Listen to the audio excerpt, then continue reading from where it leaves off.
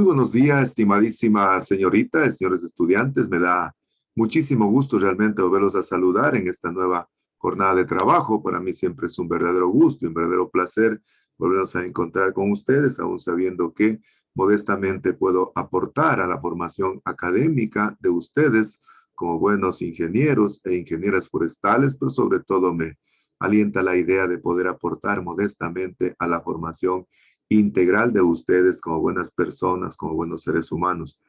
Yo soy un convencido de que una buena persona, un buen ser humano, puede constituirse en un extraordinario ingeniero e ingeniera forestal.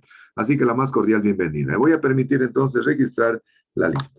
Señoritas y señores, Abrigo Paul, Abrigo Paul, Abrigo Paul, Abrigo Paul, Benítez John, Benítez. Presente, ingeniero. Buenos días. Buenos días, qué gusto saludarlo. Bienvenido, felicitaciones. Fue el primerito que llegó al aula. Cárdenas Daniela, Cárdenas Daniela, Cárdenas Daniela, Cárdenas. Buenos días, ingeniero. ¿Cómo está, Danielita? Buenos días, qué gusto saludarla. Bienvenido. Chimbo María. Buenos días, ingeniero, presente. ¿Cómo está, María? Buenos días, qué gusto saludarla. Bienvenido. Correa Jimmy, Correa Jimmy. Buenos días, ingeniero, presente. Buenos días, qué gusto. Bienvenido. Cuenca Brian. Cuenca Brian. Buenos días, ingeniero, presente. Brian, buenos días, qué gusto saludarlo. Bienvenido. Estrada Dayana. Estrada Dayana. Estrada Dayana. González César. González César. Buenos días, ingeniero, presente. ¿Cómo está, César? Buenos días, qué gusto saludarlo. Bienvenido.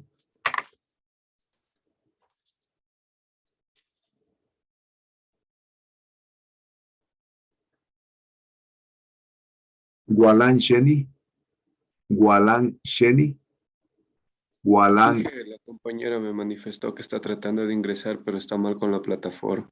Ya, perfecto, no hay ningún problema, ningún inconveniente. Juela Kelvin, Juela Kelvin. Buenos días, ingeniero, presente. ¿Cómo está, mi señor Kelvin? Buenos días, qué gusto saludarlo, bienvenido. Jumbo Juan, Jumbo Juan. Buenos días, ingeniero, presente. Mi señor Juan, buenos días, qué gusto saludarlo, bienvenido. Morocho Sali, Morocho Sali. Presente, ingeniero, buenos días. Sali, buenos días, qué gusto saludarla, bienvenido. Ochoa Patricio. Presente, ingeniero, buenos días. ¿Cómo está, señor Patricio? Buenos días, qué gusto saludarlo, bienvenido. Puchaisela Carlos. Presente, ingeniero, buenos días. ¿Cómo está, señor Carlos? Buenos días, qué gusto saludarlo, bienvenido. Quispe Mirka. Quispe Mirka. Ingeniero, ella me comentó que estaba sin internet en la casa. Ya le iba a notificar. No hay ningún problema, ningún inconveniente. Ramón Karina. Ramón Karina. Buenos días, ingeniero, presente. Buenos días, qué gusto saludarla, bienvenido. Rosales Mónica. Rosales. Buenos días, presente. Mónica, buenos días, qué gusto saludarla, bienvenida. Sánchez Valeria. Sánchez Buenos días, presente. Valeria, buenos días, qué gusto saludarla, bienvenida. Tenicela Oscar. Tenicela. Buenos días, ingeniero, presente. Oscar, buenos días, qué gusto saludarlo, bienvenido. Ulloa Evelyn. Ulloa Evelyn. Presente, ingeniero, buenos días. Buenos días, qué gusto saludarla, bienvenido. Valencia Evelyn. Presente, ingeniero, buenos días. Buenos días, qué gusto saludarla, bienvenido. Vera Richard. Vera Richard. Vera Richard. Y finalmente, Zúñiga Cintia. Zúñiga Cintia. Presente, ingeniero, buenos días. Buenos días, qué gusto saludarla, bienvenida. Por favor, Valeria, entonces, si tal vez le avisamos al señor Abrigo, a la señorita Estrada, y al señor Vera, para que se comuniquen conmigo, para que puedan justificar la falta, ¿no? Yo siempre soy un convencido de que la falta de tecnología prácticamente no nos puede eximir, no puede ser un óbice para que los estudiantes pues se queden, digamos, con mala calificación, ¿no? Miren, por ejemplo, la semana anterior se fue la luz en el laboratorio, en buena hora que yo como adivino, ahora me vine a dar clases de la casa, así que ahora no me confío, ¿verdad? No me confío. En la mañana, muy por la mañana, voy, registro en la universidad y nuevamente regreso a mi casa para poder asegurar la clase, porque de lo contrario, pues, no considero que sea justo que los estudiantes se queden sin recibir la clase. Para mí fuera muy sencillo realmente decirles consulten o lean el texto guía, pero definitivamente, pues, eso eso no va conmigo, ¿no? Entonces, por eso yo siempre busco por todos los medios tratar de que los estudiantes puedan estar en la clase, ¿no? Bien, entonces una vez más, pues les reitero la más cordial bienvenida a esta nueva actividad académica del día de hoy. Vamos entonces a revisar la planificación académica de la asignatura, pero ante todo, primero quiero que me permitan hacer una digresión muy especial para agradecer a nuestra presidenta Valeria por la versatilidad, por la idoneidad que ella tiene realmente tratar de colaborar conmigo. En este caso, yo siempre soy un convencido de que los estudiantes vienen a constituir la columna vertebral en el proceso de enseñanza-aprendizaje, son la piedra angular en el proceso de enseñanza-aprendizaje. Yo siempre digo que sin estudiantes definitivamente no hay universidad, así decíamos antes, sin estudiantes no hay universidad. Pueden haber los mejores profesores con el más altísimo nivel académico, pero si no tenemos estudiantes motivados, no tenemos verdaderos talentos humanos y que no exista la receptividad de la otra parte, definitivamente la cuestión no funciona, ¿no? Entonces, en la semana anterior apenas le solicité que me ayude con la suscripción del acta de socialización. Yo más demoro en escribirme a Chulia Dedo que ya me está respondiendo los mensajes. Así que muchísimas gracias, Valeria, por su colaboración. Siempre muy presta, muy solícita a colaborar conmigo. Eso para mí realmente tiene un significado muy grande. A mí me enseñaron en mi casa de que la gratitud constituye el sentimiento más noble que podemos tener los seres humanos y realmente tenemos que ser agradecidos en la vida, ¿no? Bien, entonces, por favor, les ruego a los estudiantes que no tienen la fotito en el perfil, que traten de poner la fotito en el perfil, por favor. Miren, ya estamos en la segunda unidad y todas las clases estoy manifestando lo mismo. Por favor, la fotito en el perfil. El asunto es de que, miren, nosotros como docentes, recuerden que nosotros somos subordinados, ¿no? Tenemos nosotros, sobre nosotros jefes, en el caso de la coordinadora de la carrera, el señor decano, la señora vicerrectora, el señor rector, y siempre pues están insistiendo algunas cosas que son importantes manejarlas desde el punto de vista institucional. Por ejemplo, todos deben comunicarse con el correo institucional. Ese es un requisito sine qua non, indispensable. Todos deben tratar de ingresar realmente a la plataforma mostrando en su perfil su fotografía. Debe estar su fotografía en todas las tareas del EVA. O sea, eso es fundamental. Entonces, esas son observaciones que siempre nos están haciendo de parte de la coordinación de la carrera, así que yo les ruego, por favor, de la manera más respetuosa y comedida que me ayuden con eso, ¿no? Eso por un lado. Por otro lado, nosotros como docentes también tenemos una opción que nos permite realmente ver los estudiantes que verdaderamente están conectados, ¿no? Al menos en mi clase, créanme lo que a mí me interesa trabajar con estudiantes motivados. Yo siempre digo de que yo tengo el gusto, tengo el privilegio de trabajar con verdaderos talentos humanos como lo son ustedes. En buena hora que los conozco absolutamente a todos, sé de la calidad que son como personas, como seres humanos, pero sé lo extraordinarios estudiantes que son. Así que, por favor, les ruego, si alguien de repente tiene alguna ocupación, tiene algún otro asunto que ningún problema, me lo avisa, sabe, ingeniero, que yo tengo que retirarme, tengo que hacer algún asunto, pero generalmente lo que no me gusta es que los estudiantes estén, como yo siempre digo, un pie en el polo norte y otro pie en el polo sur. Están con un ojo en la clase, un ojo en el celular. Entonces, por favor, si algún estudiante tiene alguna necesidad que como seres humanos la tenemos, no puede ser que alguien tenga alguna cita médica o tiene que acompañar a su papacito, a su mamacita, por favor me lo diga sin ningún inconveniente, sin ningún problema, yo le doy el permiso necesario, no hay ningún problema en el rendimiento académico, pero lo que sí no quiero es de que los estudiantes estén atendiendo a la clase y con la otra parte estén en cualquier otro sitio menos en el aula. ¿No? Recuerden que decíamos que para poder tener éxito en el proceso de enseñanza-aprendizaje, primero es importante prestar atención. De la mano de la atención, pues viene la comprensión. Y luego de la comprensión, pues viene lógicamente la motivación y la emoción. Y decíamos que la emoción es uno de los sentimientos más nobles que debemos tener los seres humanos. Nunca debemos perder la capacidad de emocionarnos, porque la emoción constituye el pegamento de la memoria, lo que le hace acuerdo a la memoria de sus orígenes, de sus raíces. Le dice Víctor Hugo Guamán, por favor, no desprenda los pies sobre la tierra, tú eres del campo, tú eres una persona sencilla, no naciste como ingeniero forestal. Entonces eso es de fundamental importancia, ¿no? Los docentes tenemos una opción para poder ver los estudiantes que siguen conectados, ¿no? Por ejemplo, unos estudiantes dejan la imagen congelada en en el Zoom y están en cualquier lado, menos en la clase, ¿no? Entonces yo les ruego, por favor, primero por una norma de elemental respeto y consideración por los compañeros, por mí no, por mí no. Yo aquí estoy realmente para poder, en la medida de lo posible, compartir con ustedes mis conocimientos, pues si no, realmente no son de la receptividad de ustedes, no les interesa, yo no tengo ningún inconveniente.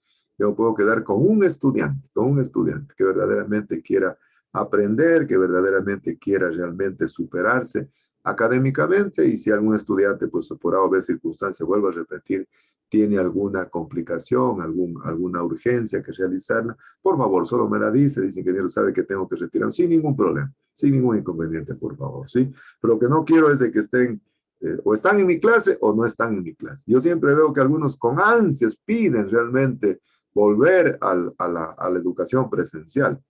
En mi clase, cuando estamos en presencial, no se mueve un mosco, no se mueve un mosco.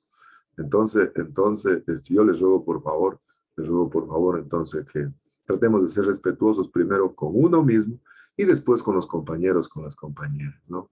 Este fin de semana tuve la posibilidad de estar en Malacatos, visitando a mi madrecita querida, que todas las mañanas siempre después de darme la bendición, nunca te olvides de dar gracias a tus estudiantes, porque gracias a tus estudiantes tienen trabajo. Y me pasó una anécdota muy importante en el mercado, en Malacatos. Yo soy del campo, yo soy del pueblo, y estábamos comprando unas cositas ahí en la feria libre.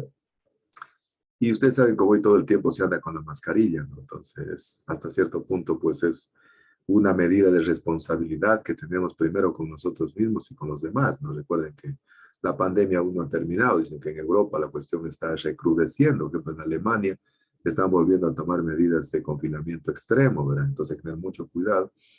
Y estaba comprando yo y había un estudiante que también estaba comprando. En ese tiempo, en ese momento no sabía que era estudiante, pero me observaba cada momento y hasta que un momento llegó y se acercó al lado mío y me dijo, disculpe, ¿usted es el ingeniero Víctor Hugo Guamán? Le digo, sí, a la orden. Le digo, ¿qué le puedo servir?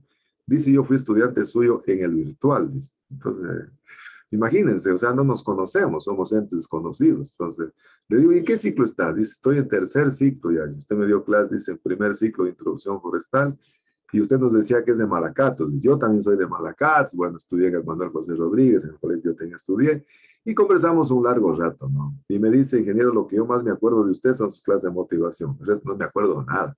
Prácticamente no me acuerdo nada, sí. Pero lo que más me acuerdo es que usted decía que hay que estudiar, volver a estudiar y saber estudiar, que es lo más importante. Y me repitió algunas cosas que yo digo, ¿no? Dice, atención, comprensión, motivación y emoción. Y eso estoy practicando, ingeniero.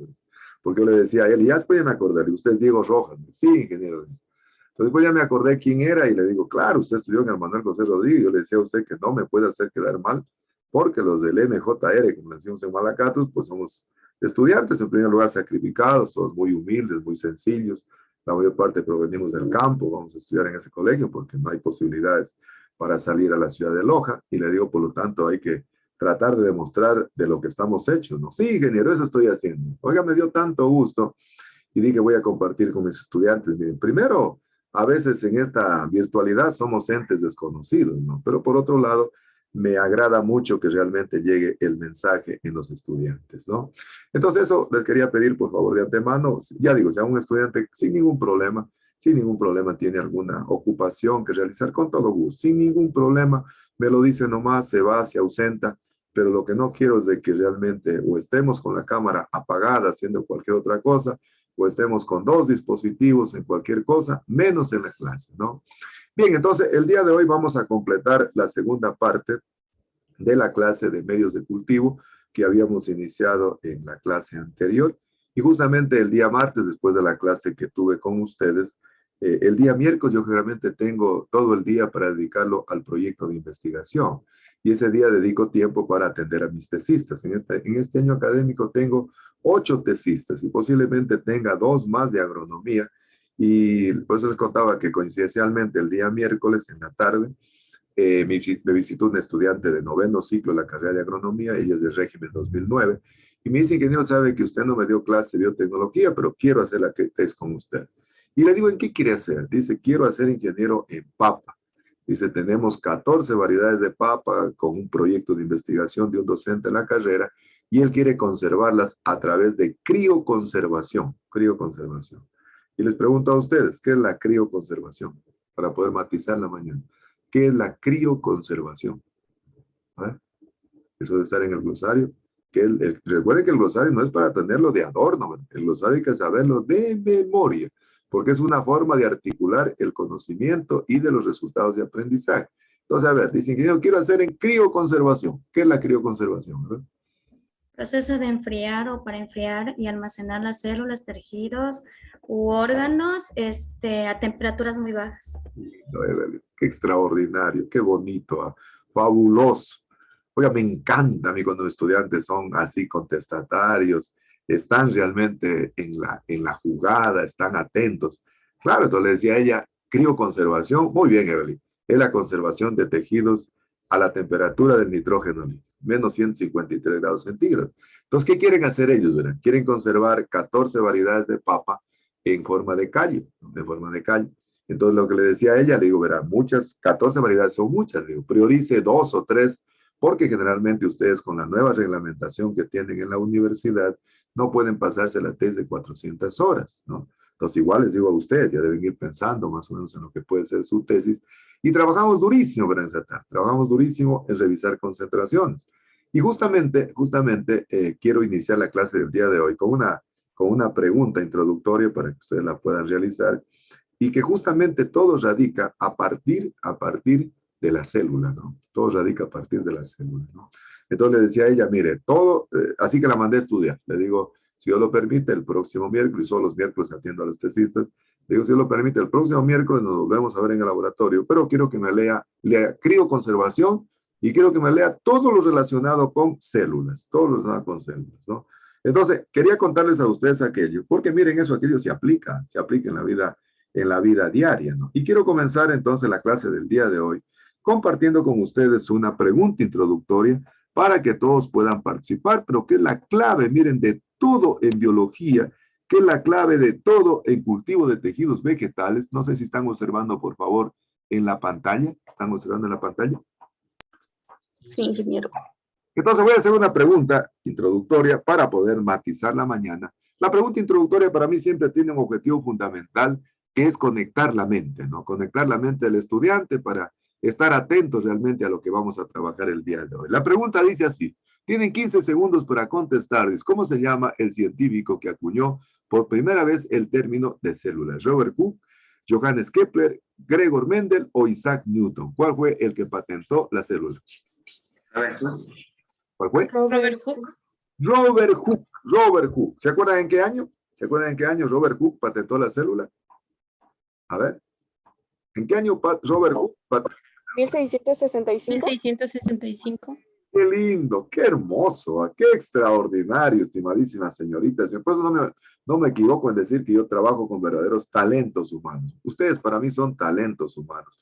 Son verdaderos estudiantes que realmente quieren aprender, que quieren superarse. 1665. Robert Hooke era un físico inglés que prácticamente, pues aprovechando los descubrimientos de Leeuwenhoek, entonces este señor comenzó a observar a través del microscopio muy rudimentario que crearon Leeuwenhoek, un holandés que creó este microscopio, y entonces comenzó a hacer observaciones. Y él utilizó generalmente el tejido de corcho. El corcho es una salicácea, ¿verdad? Es de la misma familia del sauce. ¿Y por qué utilizó realmente una salicácea? Utilizó una salicácea como es el corcho o el alcornoque, también se conoce en España, le conocen con el nombre de alcornoque.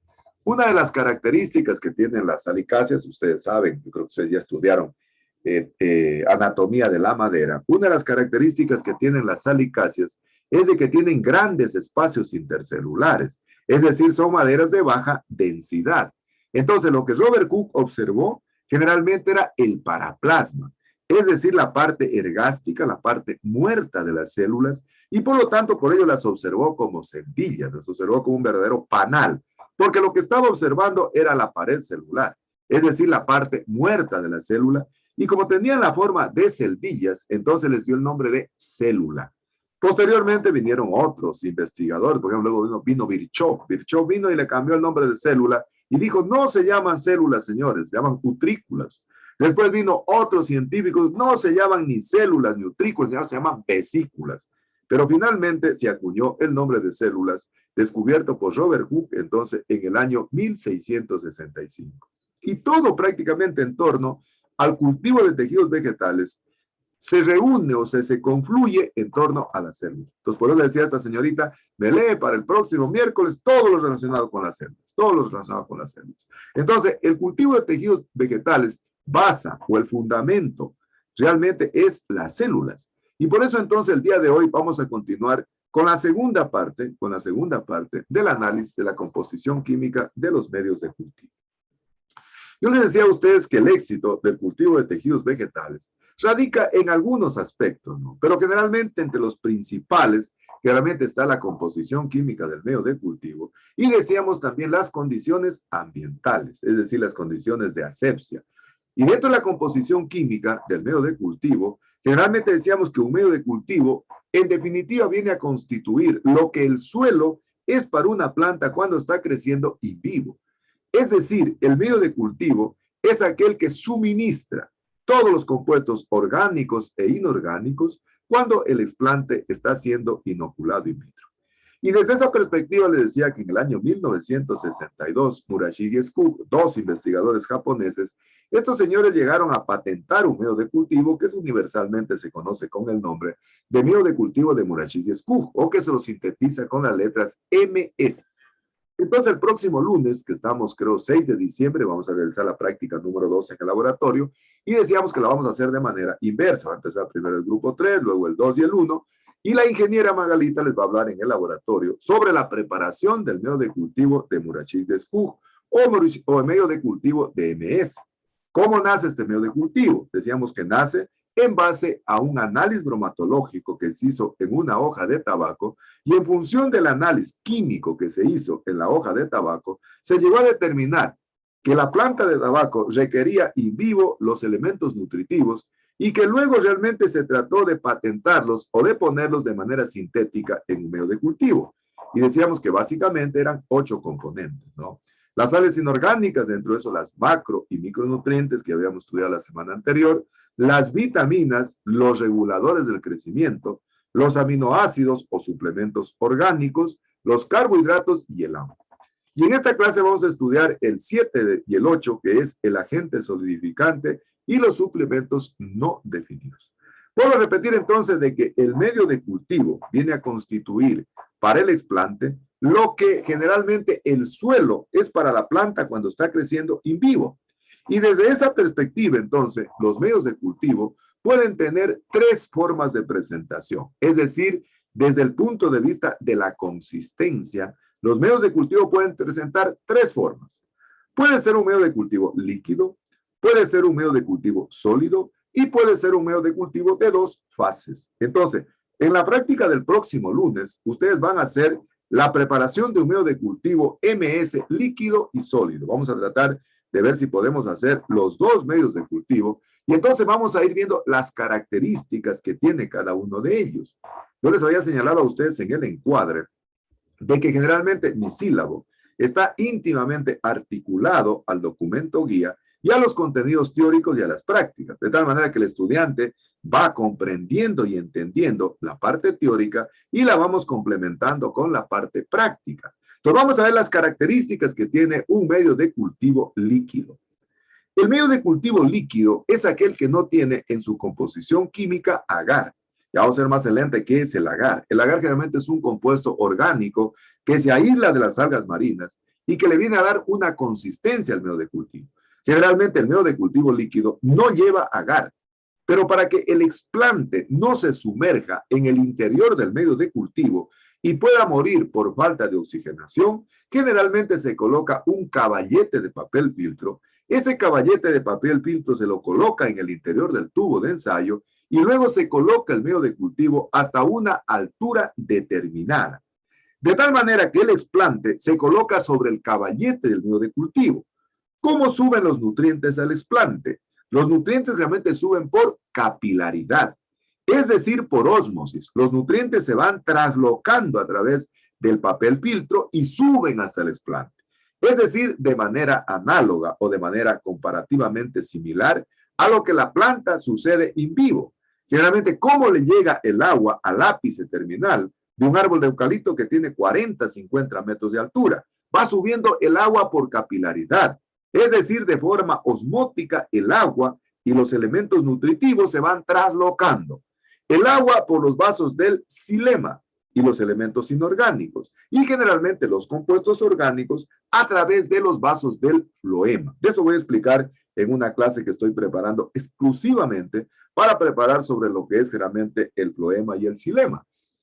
Y va a quedar una preguntita de consulta, ¿verdad? Anóteme ahí, Karinita, que es mi asistente de cátedra, anote generalmente, ¿qué pasa si a un árbol, a ver, anotará Karinita, ¿qué pasa si a un árbol le hago un anillamiento, o sea, le hago un corte en el fuste que afecte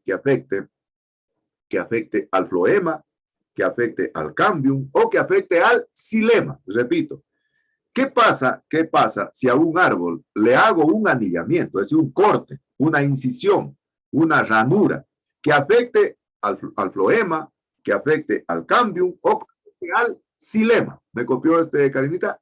¿Me copió? Sí, ingeniero. Perfecto, entonces eso vamos a averiguar. Entonces, el agua sube al medio de cultivo por capilaridad. ¿Cuáles son las ventajas que tiene este medio de cultivo líquido? Ustedes saben que el medio de cultivo líquido, como no tiene agar, entonces los nutrientes están disueltos en el agua. Y como están disueltos en el agua, se le hace más fácil al explante poder absorber, poder asimilar los nutrientes a través de la base del explante. Generalmente, miren, los tejidos vegetales tienen una condición fisiológica que es natural.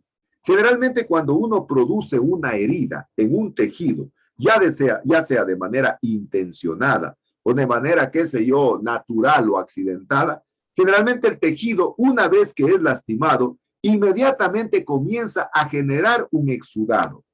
Ese exudado se conoce con el nombre de fenoles. Por ejemplo, qué sé yo, ustedes están deshiervando, por decir algo, en el vivero y están deshiervando plántulas de eucalipto o plántulas de aliso y de repente, no sé, a un compañero se le va la lampa y lastima la base, qué sé yo, del tallo de la plántula de eucalipto. ¿Qué hace la plántula de eucalipto? De manera natural, generalmente produce una especie de fenol. ¿Cuál es el objetivo del fenol? De que generalmente en esa parte donde se produjo la herida o la incisión, generalmente se produce una lámina o capa de abscisión, así se llama, lámina o capa de abscisión. En esa lámina o capa de abscisión, generalmente la savia que sale del interior del sistema vascular de la plántula sella la herida, trata de sellar la herida. Pero en esa lámina o capa de abscisión mueren las células.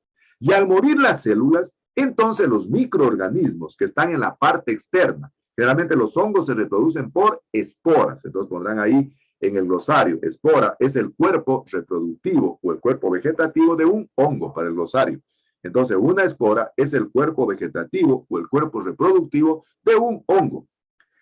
La espora generalmente llega a la herida, inmediatamente forma las hifas. ¿Qué son las hifas? Las hifas generalmente son el cuerpo que se conecta con el interior del sistema vascular. El conjunto de hifas generalmente forman lo que se conoce con el nombre del austorio, el austorio del hongo. Entonces pondrán ahí lo que es una hifa, lo que es un austorio. El austorio entonces está formado por un conjunto de hifas. Las hifas son filamentos finos que nacen de la espora para poder succionar los jugos nutritivos. Pero como los hongos son heterótrofos, ¿no? Entonces, al llegar a la herida y al encontrarse con células muertas, generalmente no pueden ingresar al interior del sistema vascular de la planta. Eso de manera natural, desde el punto de vista fisiológico, es importante para la planta. Pero desde el punto de vista del cultivo de tejidos vegetales, generalmente como mueren las células y nosotros necesitamos células vivas para hacer la multiplicación y la propagación, entonces eso es negativo. Entonces, en el medio de cultivo líquido, los fenoles que se producen básicamente en la base del explante se diluyen fácilmente en el medio de cultivo. Y por lo tanto, entonces, disminuye la oxidación fenólica, que la voy a explicar más adelante. Otra característica que tiene el medio de cultivo líquido es de que como están todas las sales disueltas y está en una sustancia acuosa, existe una mayor oxigenación para el explante en el interior del tubo de ensayo. Entonces, eso es lo que tiene que ver con un medio de cultivo líquido. Veamos, en cambio, qué características tiene el medio de cultivo sólido. El medio de cultivo sólido es aquel que tiene en su composición agar. ¿Qué hace el agar? El agar generalmente es un compuesto orgánico, es un polisacárido que generalmente se extrae de las algas marinas. Este compuesto orgánico llamado agar generalmente le da una consistencia al medio de cultivo, le da una ligera solidez al medio de cultivo. Por eso generalmente cuando se adiciona agar al medio de cultivo, es necesario cocinarlo al medio de cultivo. Entonces, el día que ustedes vayan a hacer la práctica, posiblemente a un grupo, le toque hacer un medio de cultivo sólido. Entonces, ese grupo posiblemente le va a tomar mayor tiempo la práctica, porque en el momento que se adiciona el agar generalmente tiene que ser cocinado. Entonces, lo cocina en un plato caliente con agitador magnético, porque el agar, ¿de dónde se obtiene? El agar generalmente es un polisacárido que se aísla de las algas marinas y cuya función fundamental es tratar de gelificar el medio, es darle la apariencia de una gelatina. Por lo tanto, entonces, si se aísla de algas marinas, el agar viene a ser el componente más caro de los medios de cultivo. Fíjense que nosotros en el proyecto hemos logrado conseguir agar gracias realmente al proyecto de investigación Cinchona que tenemos. Y por eso realmente el día que vayamos a hacer la práctica, nosotros no les pedimos absolutamente nada que lleven agar. Todo lo damos nosotros. Por eso a veces hay que ser agradecido con la universidad, ¿verdad? Hay muchos estudiantes que dicen, la universidad no da nada. Oiga, vayan a la técnica y vayan a hacer esas prácticas que ustedes tienen que pagar un impuesto, una tasa para poder hacer prácticas. Ustedes acá van a ver que el agar lo utilizamos, hacemos la práctica y el agar es el componente más caro del medio de cultivo. Entonces, por eso a veces hay que valorar, ¿verdad?, el esfuerzo que hace la universidad de podernos realmente permitir hacer prácticas. Ya digo, porque el agar es el componente más caro del medio de cultivo. ¿Qué características presenta el agar? Entonces decía que para que el agar se pueda derretir, para que el agar realmente se pueda disolver y formar geles, es importante cocinarlo. Entonces, el agar generalmente forma geles que se derriten a 100 grados centígrados y se solidifican a 45 grados centígrados. Es decir, cuando los esplantes están inoculados en un medio de cultivo sólido que tienen su composición agar, entonces el agar es estable. Es decir, nunca vamos a encontrar en el cuarto de incubación luego temperaturas de 100 grados centígrados o de 45 grados centígrados. Entonces, es estable a todas las temperaturas de incubación. Generalmente, el agar no reacciona con los constituyentes del medio.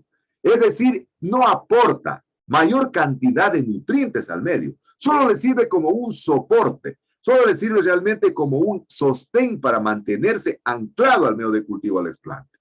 No reacciona tampoco con los constituyentes del medio de cultivo. Es decir, el agar es una sustancia inerte. Es una sustancia que lo único que hace es darle consistencia al medio de cultivo. ¿Qué más características tiene el agar? El agar generalmente cuando se disuelve con el agua y cuando se lo hace hervir forma un gel. Ese gel, al igual que la gelatina que generalmente se hace en la casa, tiene la capacidad de retener el agua, pero también absorbe compuestos, lo que generalmente le dificulta un poco al explante poder tomar con la misma libertad que puede tomar los nutrientes como en el medio de cultivo líquido. Es decir, incluso si se incrementa la concentración del agar, generalmente el agar se puede volver mucho más duro. Es decir, pasa exactamente como lo que pasa con una gelatina, ¿no? Que si en la casa alguien ha preparado una gelatina y tiene que adicionarle agua. La calientan a la gelatina y entonces si le ponen una cantidad suficiente de agua, la gelatina va a solidificar. Pero si le ponemos una demasiada cantidad de gelatina y le ponemos una cantidad de líquido menor, generalmente la gelatina va a quedar muy endurecida, ¿no es cierto? Pasa exactamente igual con el agar. Es decir, si le incrementamos la concentración de agar, que vamos a ver cuál es la concentración que se utiliza, generalmente el agar puede quedar muy duro. Y por un lado, se limita realmente la inoculación del explante en el interior del medio de cultivo. Y por otro lado, el explante tiene dificultades para poder absorber los nutrientes que están en el medio de cultivo. ¿Por qué? Porque el agar, a medida que incrementa la concentración en el medio de cultivo, se hace más duro y por lo tanto retiene con mayor fuerza tanto los nutrientes como el agua. Por ello, generalmente a nivel de laboratorio, para cultivo de tejidos vegetales, se utiliza un agar que es diferente al agar que utilizan para poder hacer, qué sé yo, inoculación de hongos, inoculación de bacterias. Les hago una consultita. ¿Ustedes están viendo ya plagas y enfermedades? ¿O ya han visto plagas y enfermedades? Ya vimos, ingeniero. Ya vieron, ¿no es cierto? Supongo que en plagas y enfermedades ustedes prepararon, o al menos lo vieron de manera virtual, la forma como preparar un agar para poder cultivar generalmente hongos, bacterias, qué sé yo, algún microorganismo. Generalmente decimos que es el PDA, que es el agar papa destroza, que se prepara a base de papa. Y ahí generalmente lo que queremos es de que los hongos o que las bacterias se multipliquen, ¿no? Entonces se utiliza generalmente el agar papa destroza. Nosotros realmente en laboratorio no utilizamos ese tipo de agar. Utilizamos un agar bacteriológico que se llama. Es decir, que no permite el crecimiento de microorganismos. Entonces es un agar muy especial. Generalmente el que utilizamos a nivel de cultivo de tejidos vegetales es el Bacto Difco agar.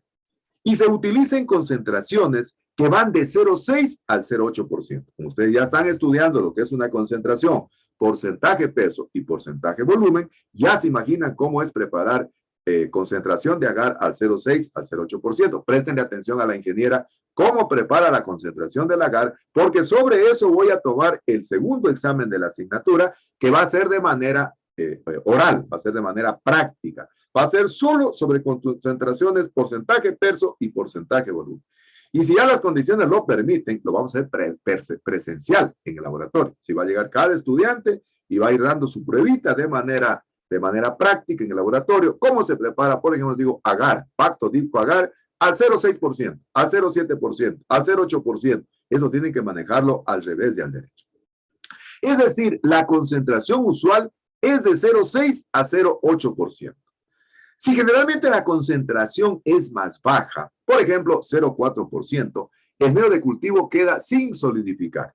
Es decir, como decimos vulgarmente en el argot popular, queda muy aguado, queda muy licuado. No sé, por ejemplo, les consulto a todos. ¿Han hecho alguna vez una gelatina en la casa? ¿Han hecho una gelatina en la casa? Sí. A ver, ¿quién ha hecho? A ver, para una fundita creo que tiene media libra, ¿qué cantidad de agua se pone? A ver, ¿qué cantidad de agua se pone? A ver, vamos a ver si han hecho una gelatina. ¿Qué cantidad de agua se pone para esas funditas que tienen de gelatina que se compra en el súper, lo que sea? ¿Qué cantidad de agua se pone? A ver. Son 6 tazas de agua caliente y después 6 tazas de agua fría. Y cuando es la mitad de la fundita se pone 3 de agua caliente o 3 de agua fría. Qué lindo, Valeria, qué hermoso, qué bonito. A mí me encanta trabajar con ustedes porque tienen esa capacidad receptiva, ¿no? De estar atentos. Mis clases son así, verán, son muy interactivos. Ustedes me conocen incluso presenciales, mucho más interactivos. Muy bien, Valeria, extraordinaria. 6 tazas, dicen, 6 tazas de agua caliente y luego de agua fría. Y si es la mitad de la funda, 3 tazas, ¿no? Pero ¿qué pasa, Valeria? Si yo le pongo, en vez de ponerle las 6 tazas, le pongo 20 tazas. ¿Qué pasa? ¿Qué pasa, Valeria? O cualquiera, a ver, ¿qué pasa? Sale muy aguada la gelatina. Lindo eso, quería oír. Hermoso, precioso. Gracias, Valeria. Extraordinario, fabuloso. Felicitaciones. La gelatina queda muy aguada, dice. Pasa exactamente igual con el agar. Es decir, si yo le dejo 0,4%, generalmente el agar queda muy líquido. Y a eso se suma, si generalmente el pH es muy ácido, generalmente el agar no solidifica. Vamos a ver más adelante que existe una relación muy cercana entre la concentración del agar y el pH del medio de cultivo. Pongan atención, voy a explicar más adelante. Pero ¿qué es lo que pasa en cambio? A ver, pero ya participa otra persona. Ya Valeria nos dio la pauta, ¿no? 6 tazas, dijo, para la fundita de media libra. Pero ¿qué pasa? A ver, si yo le pongo 3 tazas y le pongo la misma media libra, ¿qué pasa? A ver. ¿Qué pasa con la gelatina? Va a quedar muy sólida. Va a quedar muy sólida. Excelente, Cintia. Extraordinario. Fabuloso. Felicitaciones. Qué lindo, oiga. Yo los aliento a que participen, ¿verdad? Mis clases son muy participativas. Aquí todos estamos para aprender. Aquí somos una familia, ¿verdad? Pues digo, aquí somos la familia forestal. Y a la familia siempre digo que primero se la respeta, se la considera y se la quiere. Claro. Participen todos, por favor, sin ningún miedo, sin ningún tapujo, sin ninguna restricción. Aquí estamos todos para aprender. Muy bien, Cintia. Queda muy dura, ¿no es cierto? Es decir, la gelatina queda durísima. Y si a eso le suma que la ponga en el congelador, oiga, imposible de poderla comer, ¿no es cierto? Si se trata, no sé, que están haciendo gelatinita para hacer un cumpleaños, no sé, del niño, de la niña, imposible que se la pueda comer. Pasa exactamente igual con el agar. Si le sumo una concentración del 1%, generalmente el agar va a quedar muy endurecido, muy sólido, muy duro. Pero lo más grave es que como queda muy duro, y decíamos que el agar forma geles que retiene el agua y los elementos nutritivos, si se pone más duro, va a ser mucho más difícil para el explante poder absorber los nutrientes que están en el interior del medio de cultivo. Entonces, de manera natural, en el medio de cultivo sólido, los nutrientes realmente son retenidos por el agar. Entonces, el agar realmente de manera natural retiene los nutrientes y de alguna manera dificulta la asimilación, la absorción por parte del explante. ¿Por dónde generalmente absorbe los nutrientes el explante? Por la parte basal, que se pone en contacto durante el proceso de inoculación.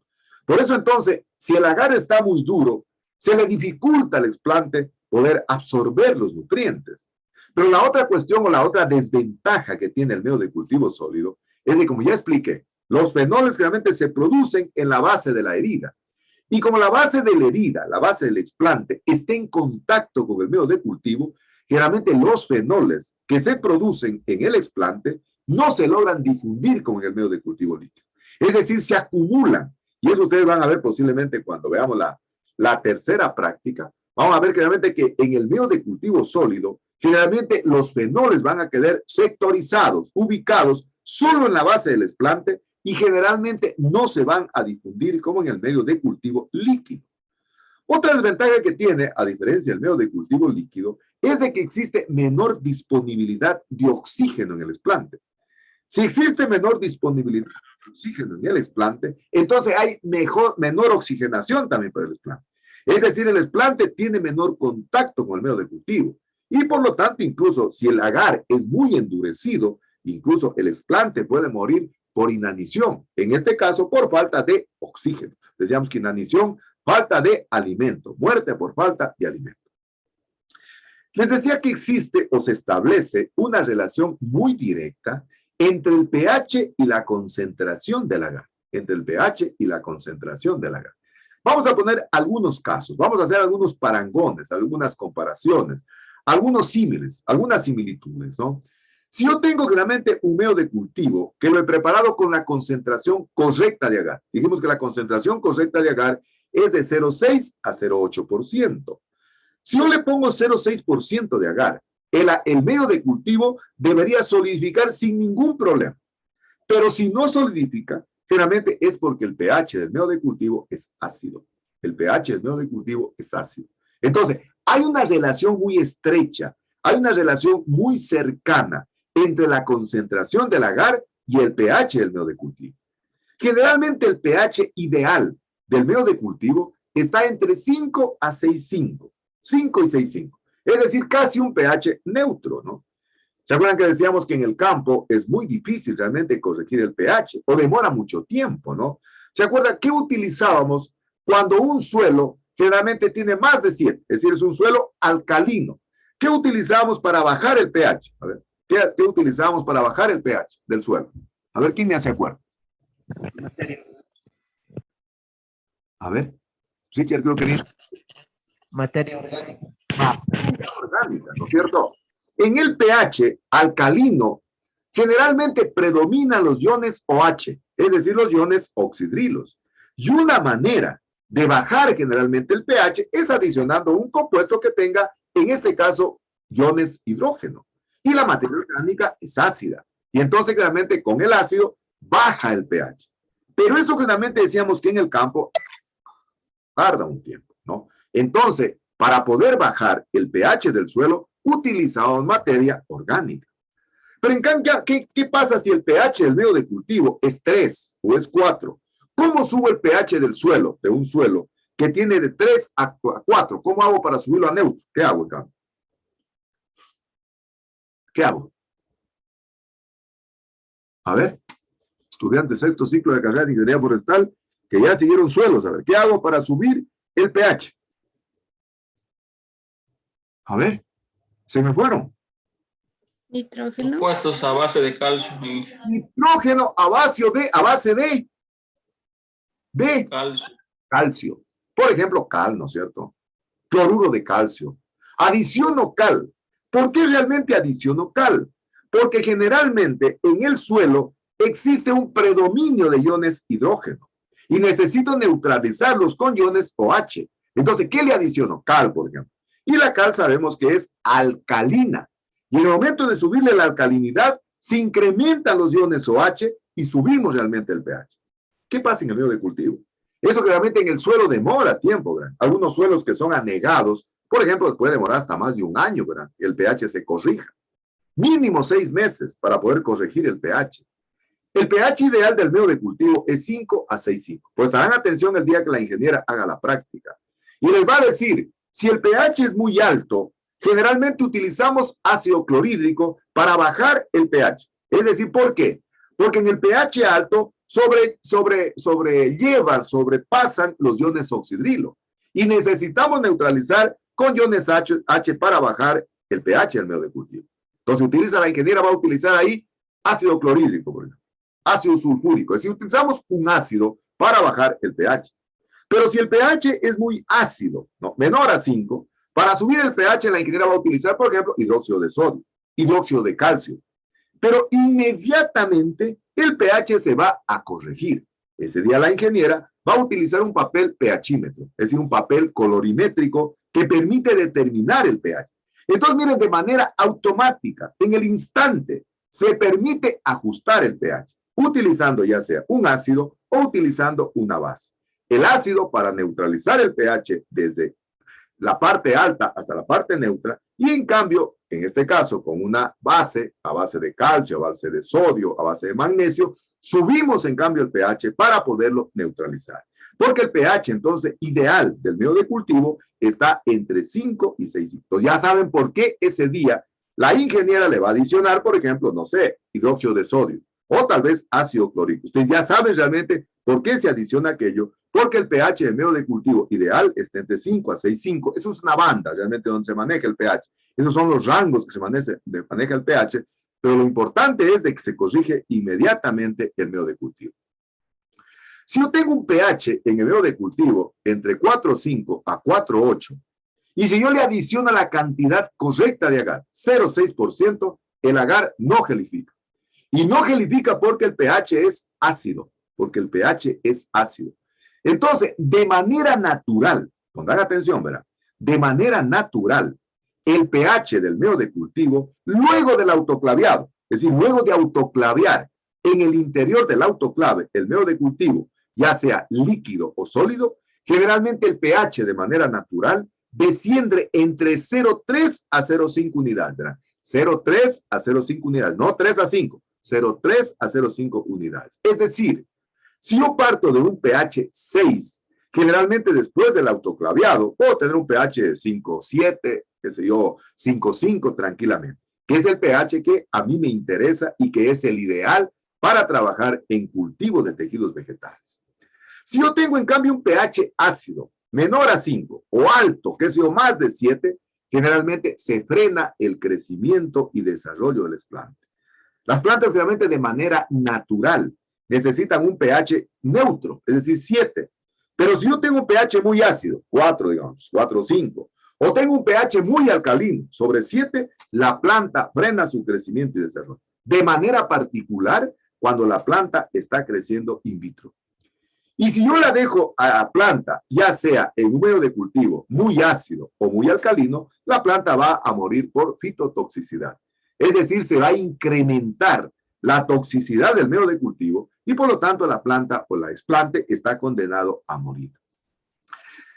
Si el pH del medio de cultivo es demasiado bajo, muy ácido, el agar generalmente va perdiendo su rigidez.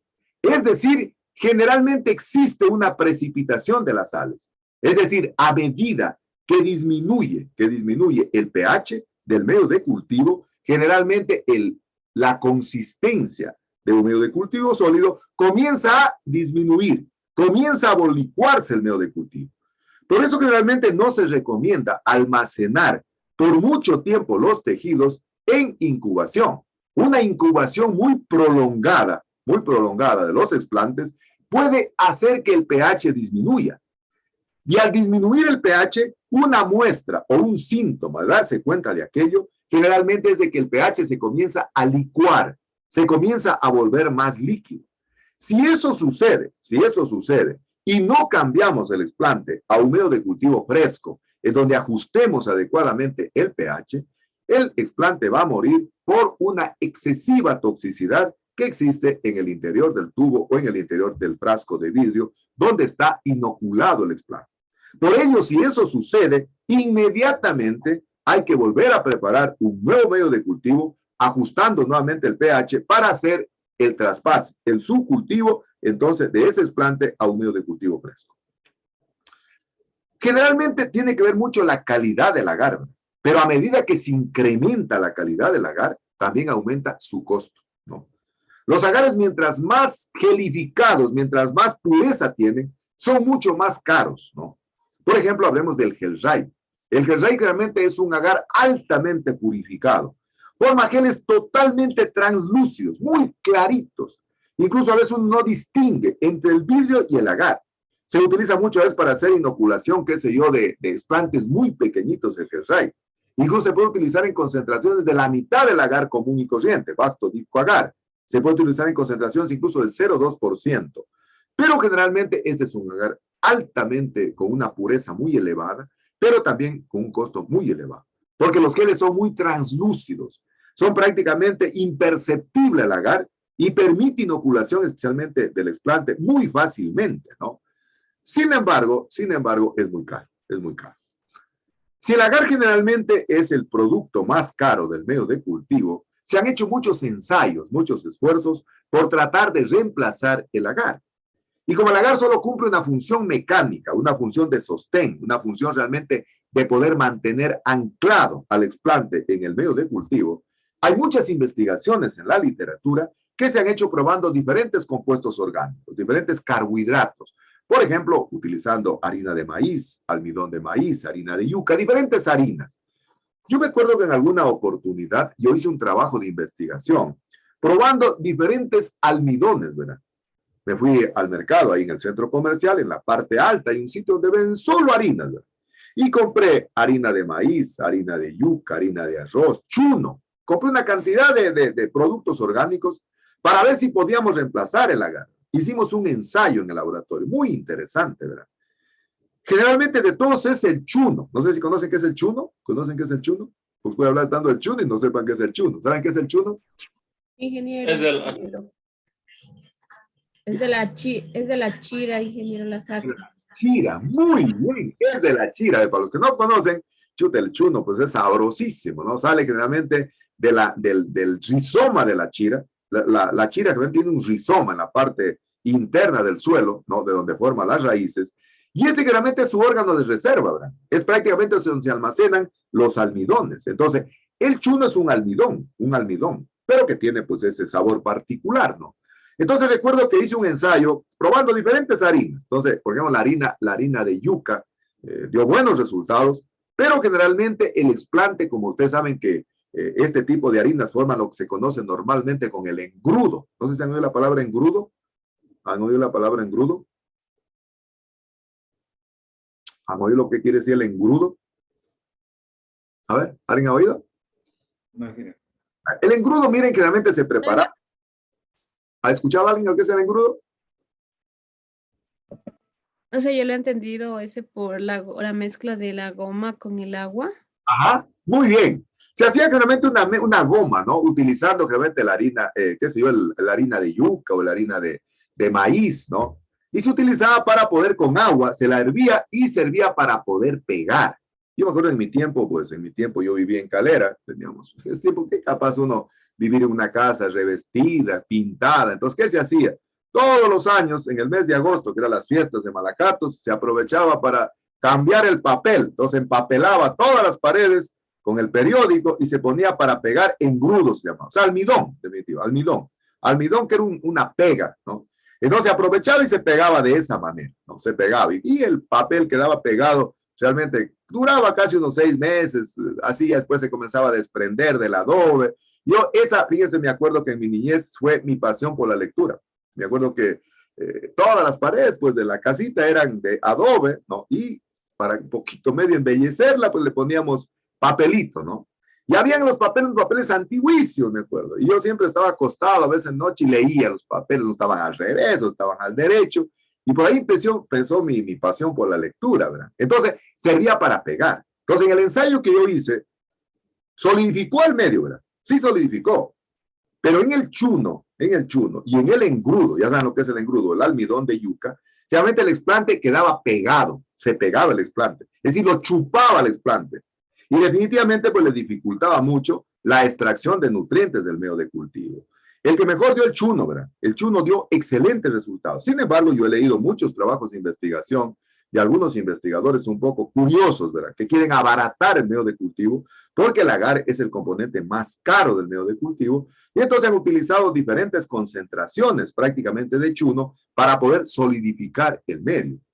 O en algunos casos se puede utilizar el mismo medio de cultivo líquido sin agar, pero se puede colocar en el interior un caballete y una espuma que se llama espuma flash, o espuma, qué sé yo, que permite realmente que el explante no quede sumergido en el medio de cultivo.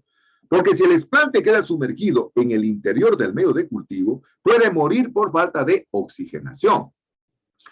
En otros casos se puede utilizar el medio de cultivo líquido sin ningún soporte, pero no da resultados si no se lo tiene en constante agitación.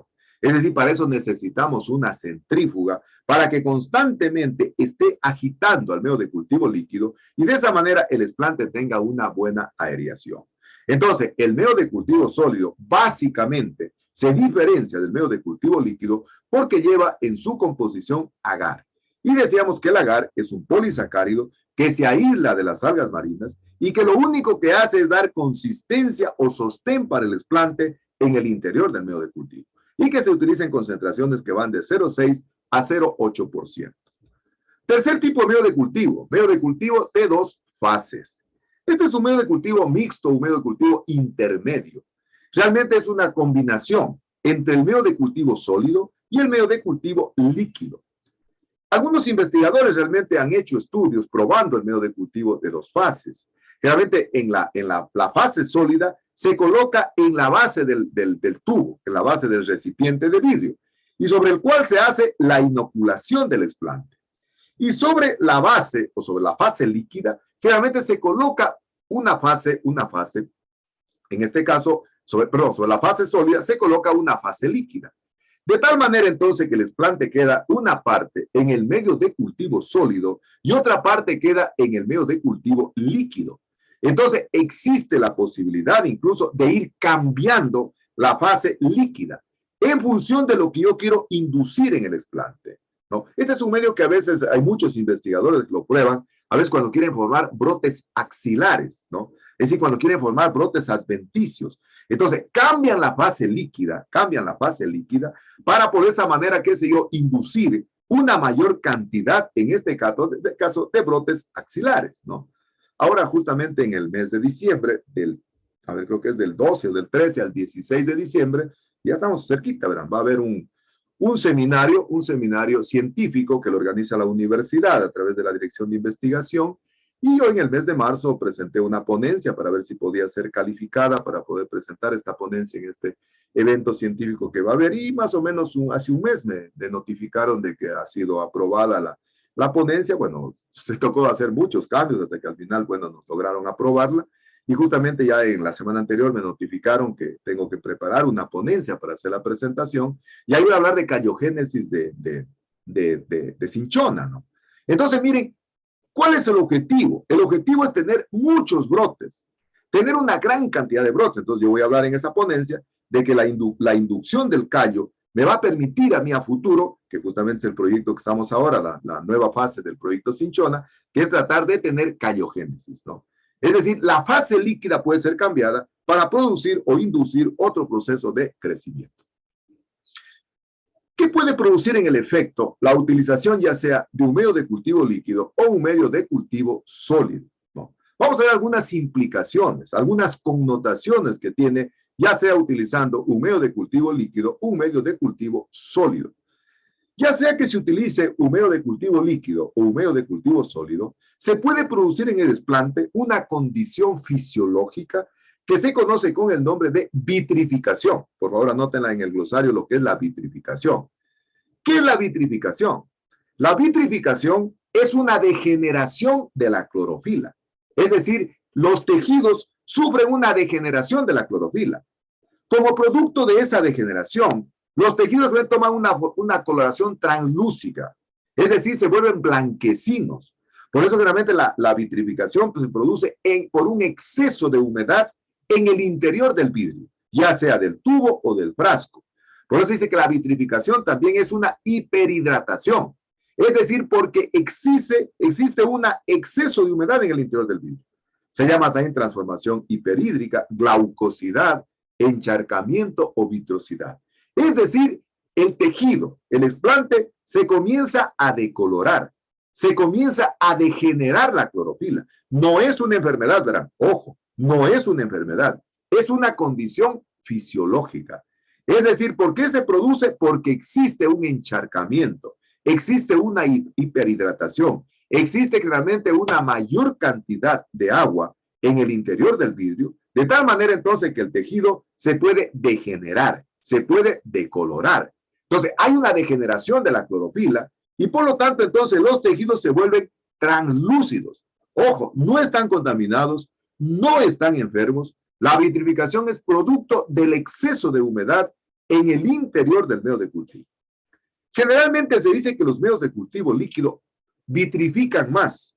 ¿Y por qué vitrifican más? Porque existe mayor disponibilidad de contenido de humedad en el interior del vidrio. O también vitrifican aquellos medios de cultivo que tienen una baja concentración de agar, ¿no? De agar. Entonces, si hablamos realmente desde el punto de vista de la vitrosidad o de la vitrificación, los medios de cultivo líquido vitrifican más que los medios de cultivo que tienen agar, que tienen un medio de cultivo sólido. La vitrificación puede originarse, sin embargo, por otras causas. Por ejemplo, debido a una baja concentración de agar y de sacarosa. Es decir, si no hemos puesto la concentración correcta de agar, 0,6 a 0,8%, el agar va a quedar muy líquido. Y al quedar muy líquido, como dijo Valeria, va a quedar muy aguado, ¿no? Y al quedar muy aguado, va a haber mayor disponibilidad de agua en el explante y por lo tanto se puede producir vitrificación. Igual cosa pasa con la sacarosa. También está asociado a altos niveles de citoquininas, básicamente quinetina, benzilaminopurina, benziladenina, 2-isopentiladenina, o sea, tina. Es decir, si el medio de cultivo tiene altas concentraciones de citoquinina, puede estar también induciendo la vitrificación. Puede estar asociado también a una baja intensidad lumínica o irradiación lumínica y a altas temperaturas. Generalmente en el cuarto de incubación se utiliza una temperatura de 23 grados centígrados. Miren, nosotros, por ejemplo, en el cuarto que tenemos en el laboratorio, como tenemos unas planchas de vidrio para incrementar la temperatura pasaba de 30 grados centígrados. ¿Qué tuvimos que hacer? Para las vías realmente en donde existe mucha calor, instalamos unos ventiladores, para que los ventiladores vengan a oxigenar el cuarto de incubación, porque está asociado a altas temperaturas y en el cuarto sí se mantiene un fotoperiodo de 16 horas luz y 8 horas de oscuridad y una intensidad lumínica o una irradiación lumínica de 3.000 a 5.000 lux. Es decir, si existe también una baja intensidad lumínica, puede contribuir entonces también a que se produzca la vitrificación. De igual manera, si existen altas temperaturas. Lógicamente, los medios de cultivo líquido, por disponer mayor cantidad o disponibilidad de agua en el interior del vidrio, tienen mayores posibilidades de vitrificar frente a los medios de cultivo sólido. También se puede vitrificar por una excesiva esterilización del medio de cultivo. De la manera que prácticamente el medio de cultivo se viene a requemar, ¿no? Y existen algunos agares que son mucho más susceptibles a la vitrificación. Fíjense, por eso es muy importante que el agar sea de calidad. Por ejemplo, agares, qué sé yo, que se utilizan para fitopatología, para cultivar microorganismos, para cultivar insectos, no sé. Realmente son agares que tienen mucha inducción, a veces de vitrificación. Sin embargo, también el material joven, los explantes jóvenes, los explantes tiernos, como tienen mayor cantidad de agua en el interior de su sistema vascular, contribuyen a vitrificar más, ¿no? Fíjense, a veces entonces utilizar también material muy joven puede inducir una mayor vitrificación. ¿Y por qué? Porque el tejido es mucho más suculento. Las células generalmente son células que tienen una gran cantidad de agua en el interior de su protoplasma. Y por lo tanto, entonces, ceden esa agua cuando está realmente en el interior del vidrio. Recuerden que el tejido continúa respirando, el tejido continúa transpirando. Lo único que el tejido tal vez detiene es el proceso fotosintético, como decíamos en la clase anterior, pero no porque sea un elemento heterótropo, sino porque es prácticamente, perdón, no solo porque sea, no porque se comporta como heterótropo. Entonces, el tejido joven, el tejido tierno, por tener células suculentas, mayor cantidad de agua, pueden aportar mayor cantidad de vitrificación en el explante. Una medida podría ser utilizar el medio de cultivo de dos fases, ¿no? Con esa fase sólida en la base del vidrio y luego rellenar con una fase líquida. Y esa fase líquida se la puede ir cambiando paulatinamente a medida del proceso de inducción que yo quiero provocar. Conclusión, entonces, la vitrificación no es una enfermedad. La vitrificación, entonces, es una condición fisiológica que se produce por un exceso de humedad en el interior del vidrio. Y básicamente hemos visto que los medios de cultivo líquido son los que más aportan vitrificación al explante.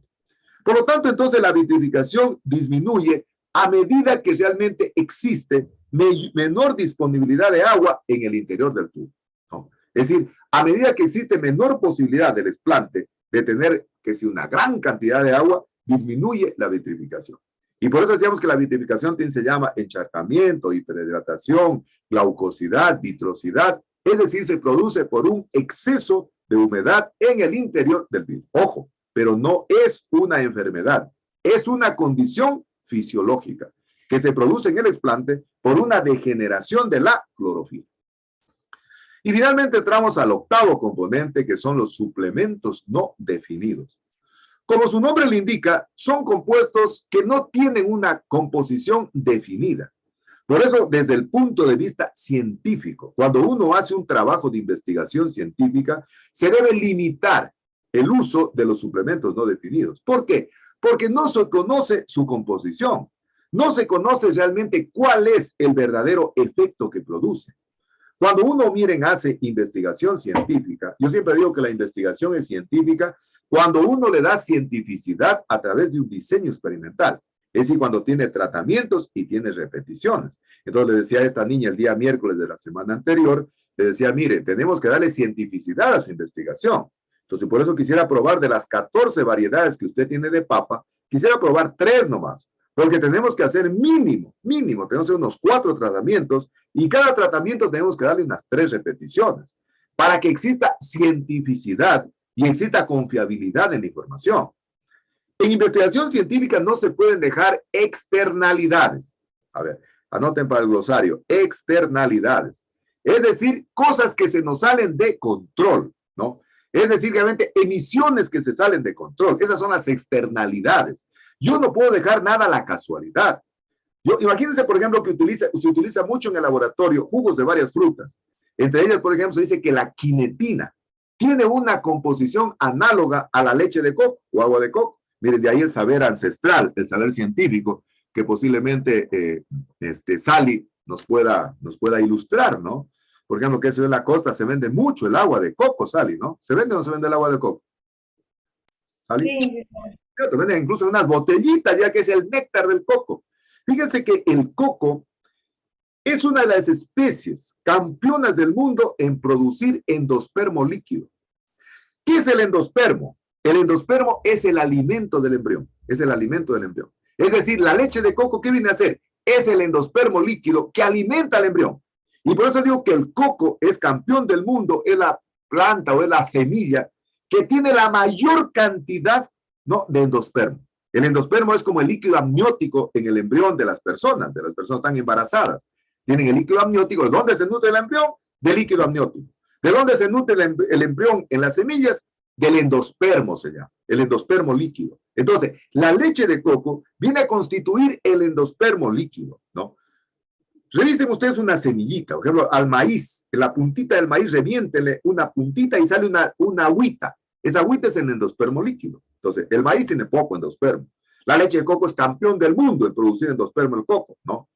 Las orquídeas casi no tienen endospermo. Las semillas secas no tienen endospermo.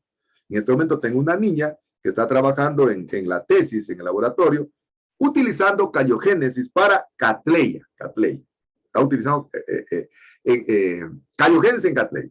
Y la semana anterior, bueno, tuve que ayudarle a conseguir los frutos porque es muy difícil conseguir el fruto de la Cattleya. Y con un amigo de Malacatos conseguimos unos frutos de Cattleya.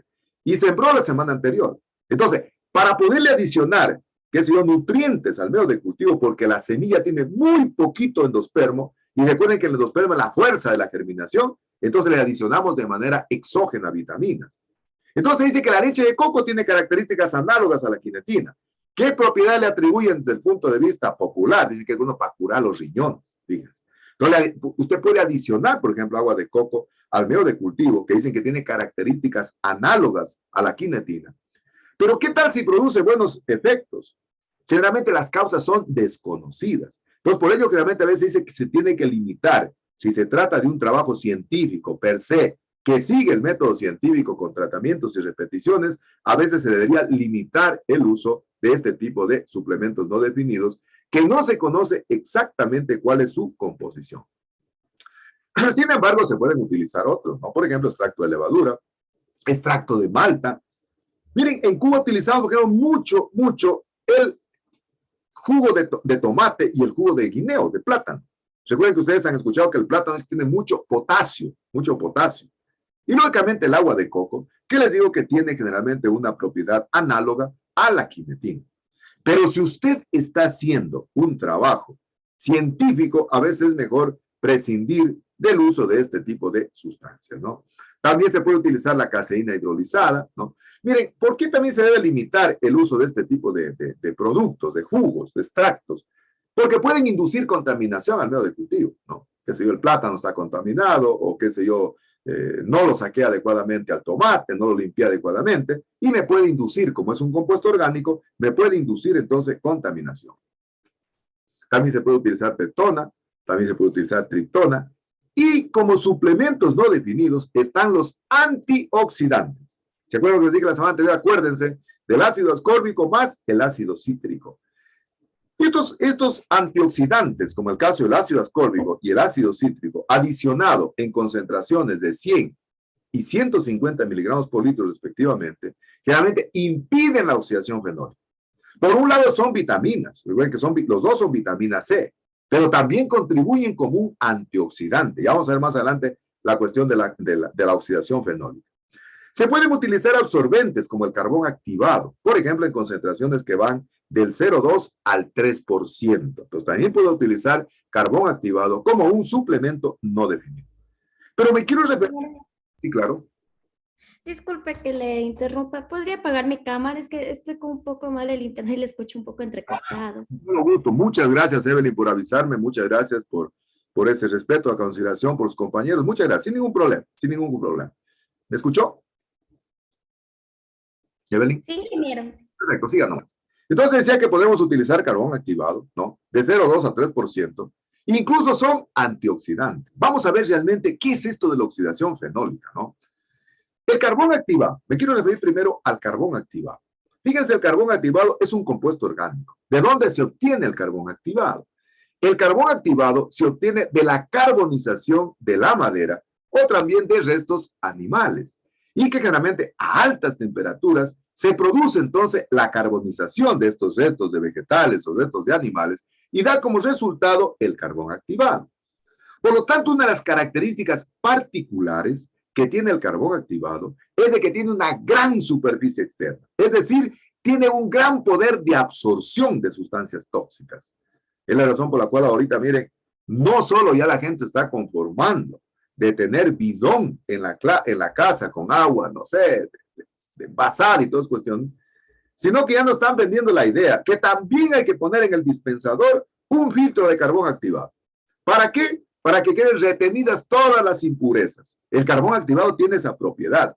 Como tiene una gran superficie interna, realmente absorbe todo ese tipo de sustancias nutritivas.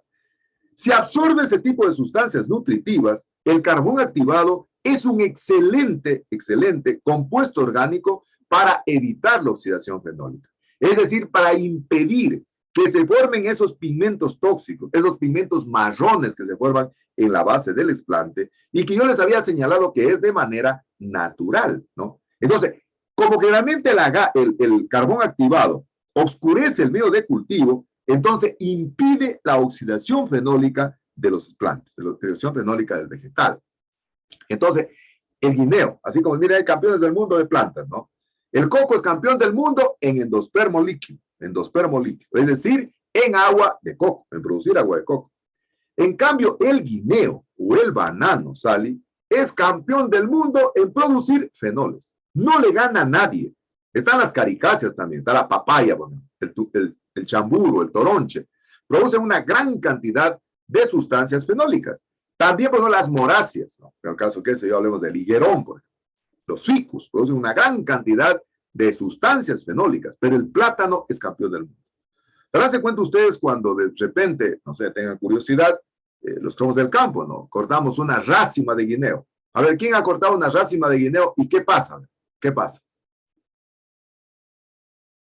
A ver. Le empieza a salir un líquido y que se hace medio de color oscuro. Muy bien, Karinita. Muy bien, extraordinario. ¿Se ha cortado usted un guineo o no? Sí, genial. Muy bien, qué lindo, fabuloso. Me facilita el trabajo con estudiantes así, ¿eh? Claro, cuando ustedes cortan una rácima de guineo, ¿no es cierto? Inmediatamente que le pegue el machetazo a la rácima de guineo, de la rácima del guineo de la base que queda atada al pseudotallo, porque el banano es un pseudotallo, no es un tallo verdadero, es un pseudotallo, ¿verdad? Automáticamente comienza a llorar, dice la gente en el campo. Comienza a botar una leche. A ver, ¿y qué pasa si esa leche nos cae en la ropa, una camisa blanca? A ver, ¿qué pasa? ¿Qué pasa? A ver. Mancha. ¿Ah? Se mancha para siempre. Muy bien, chicos. Se mancha para siempre. No sale nunca. Nunca. Eso es indeleble, ¿verdad? Indeleble, anoten para el glosario. Indeleble, que no se borra. Que no se borra. Indeleble, no se borra. A ver, y pregunto otra vez para todos. A ver, ¿y por qué? A ver, ¿qué pasa cuando se pela guineo, en cambio? Se va a hacer un majado, se va a hacer un molo, como se dice en la costa, en cambio, Sally. A ver, Sally, ¿qué pasa si se pela guineo? ¿Qué pasa? A ver. ¿Qué pasa? Igual botar esa lechecita y se manchan las manos, ¿no es cierto? Sí. ¿Qué hace la gente ahora? Se pone una funda plástica, los modernos, ¿no? Se ponen guantes para que no se manchen, ¿no? Entonces, generalmente, el banano, el plátano, es campeón del mundo en producir fenoles. Produce fenoles en cantidad. Por eso, generalmente, se utiliza carbón activado para poder que los fenoles se absorban en el carbón activado. Se absorban en el carbón activado. Entonces, fíjense, yo me acuerdo que hace unos, ¿qué será? 10 años, a veces siquiera. Hicimos en el laboratorio la primera tesis en banano, en guineo, de una niña que vino, justamente estaba interesada. A mí me gustan estudiantes, son decididos. Y que yo quiero hacer una tesis en guineo. Nunca habíamos hecho nada.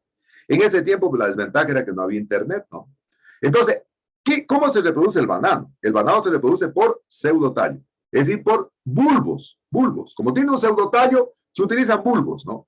Lo que decimos claramente en el argot popular, de retoños, que salen desde abajo.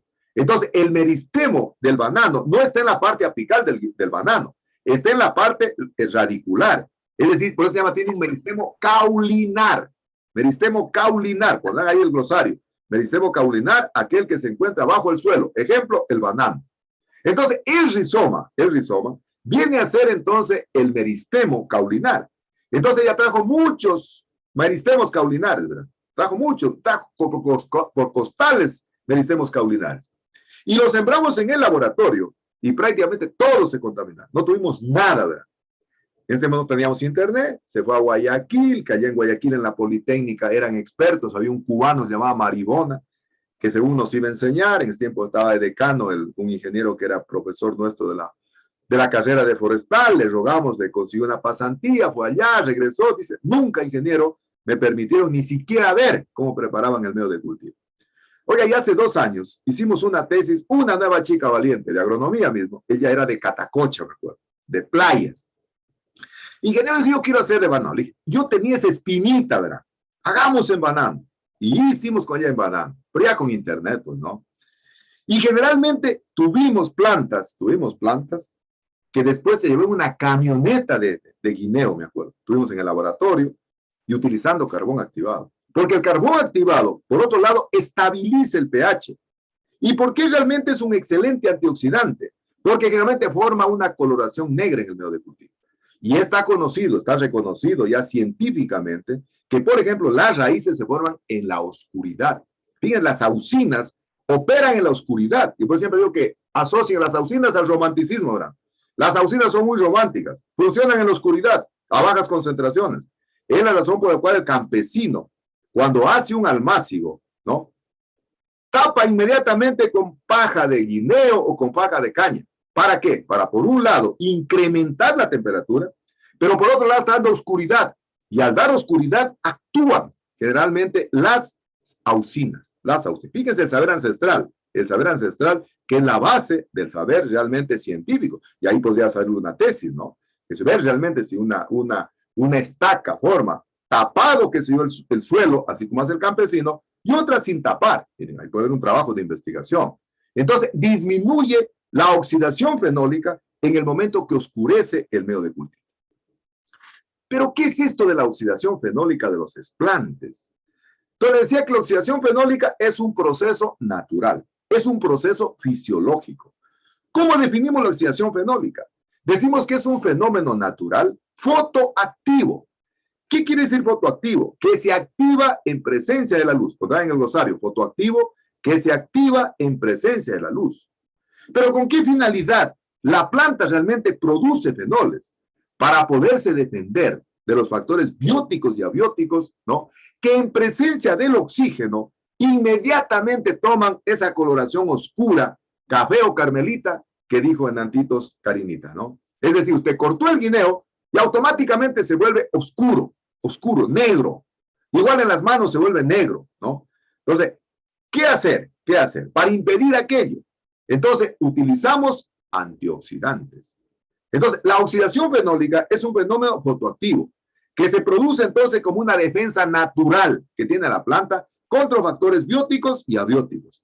En presencia de la luz se oxida esa sustancia que sale, esa savia que sale, y toma una coloración oscura, carmelita, café o marrón. Desde el punto de vista fisiológico, excelente, porque realmente en esa parte las células mueren. Se forma una lámina o capa de abscisión en la herida. Es decir, en esa lámina se forma una capa de abscisión. Las células mueren y por lo tanto no hay regeneración del tejido. Pero para cultivo de tejidos negativos es una característica totalmente negativa, porque nosotros necesitamos trabajar con células vivas. No. Para la planta está bien, porque llega ahí una espora, lanza su hifa y no puede ingresar porque la espora se alimenta de tejido vivo. Las células están muertas. Y como son heterótrofos, los hongos no ingresan al interior. Y entonces defiende su mecanismo de defensa contra factores bióticos y abióticos. La temperatura, el sol se defiende. La planta inmediatamente usted produce una herida en la base de que usted está deshiervando en el vivero, en la platabanda, y automáticamente sale un exudado, se recubre la herida, y entonces ya no ingresa las sustancias, qué sé yo, en este caso bióticas o abióticas, pero eso, desde el punto de vista del cultivo de tejidos vegetales, es totalmente negativo. Porque mueren las células. Por lo tanto, entonces, la oxidación fenólica es necesario controlar. Es necesario controlar. Es decir, no podemos trabajar con tejidos oxidados. Fíjense, entonces, ¿qué es lo que pasaba con esta niña? Con esta niña, digo, que hizo banano la primera vez. No teníamos experiencia. Sembramos fíjense que de cada rizoma sale un meristemo caulinar, un meristemo caulinar de guineo. Sembramos y al siguiente día estaba oxidado. Totalmente negro, totalmente marrón. Y prácticamente no había forma como sanar. ¿Cómo realmente evitar? ¿Cómo controlar la oxidación fenólica? Como es un proceso fotoactivo que se activa en presencia de la luz, entonces puede hacer utilizando carbón activado en concentraciones que van del 0 al 3%. Segunda medida, utilizando antioxidantes, es decir, aquellos que impiden que se forme realmente esta lámina o capa de abscisión. Y se puede utilizar, por ejemplo, cisteína, hidrolizado de caseína, pero la combinación, ¿recuerdan lo que dije? Señalarán ese término, ácido ascórbico en 100 miligramos por litro y ácido cítrico en 150 miligramos por litro, es muy eficaz para poder impedir la oxidación fenólica. Por un lado son vitaminas y por otro lado son antioxidantes. Entonces, carbón activado, 0,2 a 0,3%. Y oscurece el medio de cultivo. Y al oscurecer el medio de cultivo, entonces, como es un proceso fotoactivo, no se activa la producción de fenoles. Utilizando cisteína, hidrolizado de caseína o ácido ascórbico, 100 miligramos por litro, más ácido cítrico, 150 miligramos por litro. Otra medida, da muy buenos resultados utilizando 3 aminoácidos juntos, glutamina, asparagina y arginina. Es decir, adicionar al medio de cultivo para de esa manera impedir que se forme en la base del explante esta sustancia carmelita, marrón, negra, café, que muere en las células. Pero la otra cuestión importante, el repicado o el subcultivo frecuente a un medio de cultivo. En la segunda tesis de banano, ya estábamos con mucha experiencia, con mucha expertise, ya teníamos internet. Y entonces, sembrábamos el día de hoy y al siguiente día lo cambiábamos a un medio de cultivo fresco. Y todos sembramos en medio de cultivo líquido. Y al siguiente a otro. Y al siguiente en otro. Hasta que se estabilice la producción de fenoles. Una vez que se estabilizaba la producción de fenoles, entonces ahí sí preparábamos el medio de cultivo líquido o sólido definitivo con el que íbamos a trabajar la formación de cariogénesis. Es decir, de nada servía preparar un medio de cultivo en primer lugar ya con hormonas, íbamos a desperdiciarlo. Incluso utilizábamos solo agua, ¿verdad? Solo agua. Entonces la idea es utilizar un medio de cultivo líquido para que los fenoles se vayan diluyendo en el medio de cultivo y cada vez va purificándose la producción de fenoles. Hasta en el tercero o cuarto subcultivo, prácticamente el explante deja de producir fenoles y en ese momento ya se puede preparar el medio de cultivo definitivo. Impedir la penetración de la luz. Si la oxidación fenólica es un fenómeno fotoactivo que se activa en presencia de la luz, entonces hay que generar un clima oscuro. Y para eso incluso, miren, se puede pintar la base del explante, se puede colocar, qué sé yo, no sé, papel aluminio en la base. Es decir, por ejemplo, con una niña que estamos trabajando en una tesis, ella va a utilizar una funda plástica negra. No tenemos masa, no tenemos una cámara de cultivo negra, no tenemos, lo ideal sería tener una cámara oscura, ¿no? Pero vamos a generar una cámara oscura, ¿no? Yo aprendí en Cuba que decían, en Cuba no se tiene, pero se inventa. Se inventa. Entonces, vamos a utilizar una funda plástica negra, ¿no? Entonces, ¿qué vamos a hacer? Todos los cultivos que hagamos en el tubo o en el frasco, lo vamos a poner en el interior de la funda plástica negra, de basura, que vale 5 centavos, creo, ¿no? Y generamos una cámara oscura, ¿no? ¿Cuál es el objetivo? Por un lado, se incrementa la temperatura, súper importante, se incrementa la temperatura. Y ustedes saben que los tejidos siempre funcionan a temperaturas elevadas, es la razón por la cual, qué sé yo, nuestras plantas, nuestros árboles, en 30, 40 años ya tenemos madera de pino, de eucalipto, de ciprés. Lo que no pasa en Europa, que necesitan 100 años para tener madera de pino, eucalipto y ciprés, porque no existe la temperatura adecuada, las plantas no tienen el fotoperiodo adecuado, no hacen todo el tiempo fotosíntesis, nosotros hacemos todos los días nuestras plantas fotosíntesis. Entonces, por un lado, genera cámara oscura, alta temperatura, pero por otro lado está generando un clima oscuro que impide la oxidación fenólica. Entonces, está generando una cámara oscura con una fundita plástica negra, ¿no? Un estudiante alguna vez hicimos una práctica con una cartulina negra, pero la cartulina negra no nos gustó porque no elevaba un poquito la temperatura. Mejor funciona la funda plástica de basura. Reduciendo el tamaño de la incisión o el tamaño del corte en la base del explante. Es decir, no haciendo un corte a bisel, totalmente perpendicular, totalmente transversal.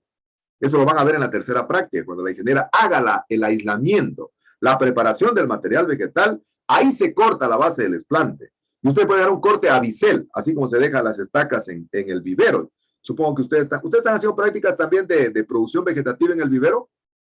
¿También están haciendo? Bien. Ya, entonces ahí, ¿por qué van a hacer, qué sé yo, corte a bisel, corte perpendicular? Se puede hacer un corte perpendicular para que no exista mayor producción de fenoles, ¿no? Es decir, para que el explante no exagere la producción de fenoles, se limite la producción de fenoles. Entonces, juega un papel fundamental generalmente hacer en el explante una incisión, una herida o un corte que sea menor, para de esa manera evitar la producción de fenoles. Durante esta etapa, hasta que se estabilice la oxidación fenólica, se debe reducir al mínimo la concentración de sales minerales en el medio de cultivo. Incluso les digo que en el caso de banano,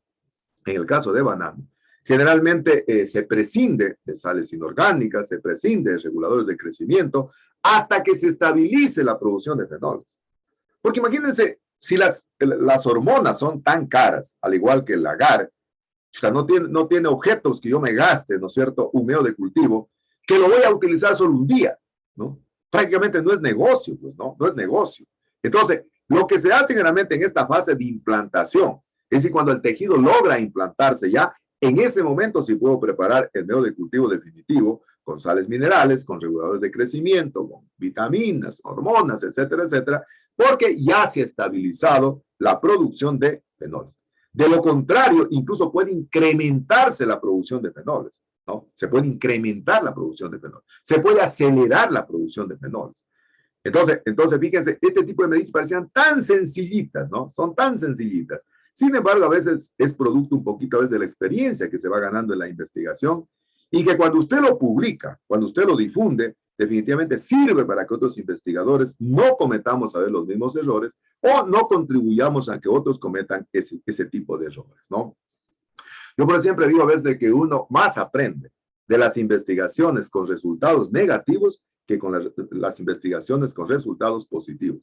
Yo les hablo con toda honestidad, si la primera tesis en banano nos hubiera salido todo un éxito, nunca hubiéramos aprendido realmente cómo se controla la oxidación fenólica, ¿no?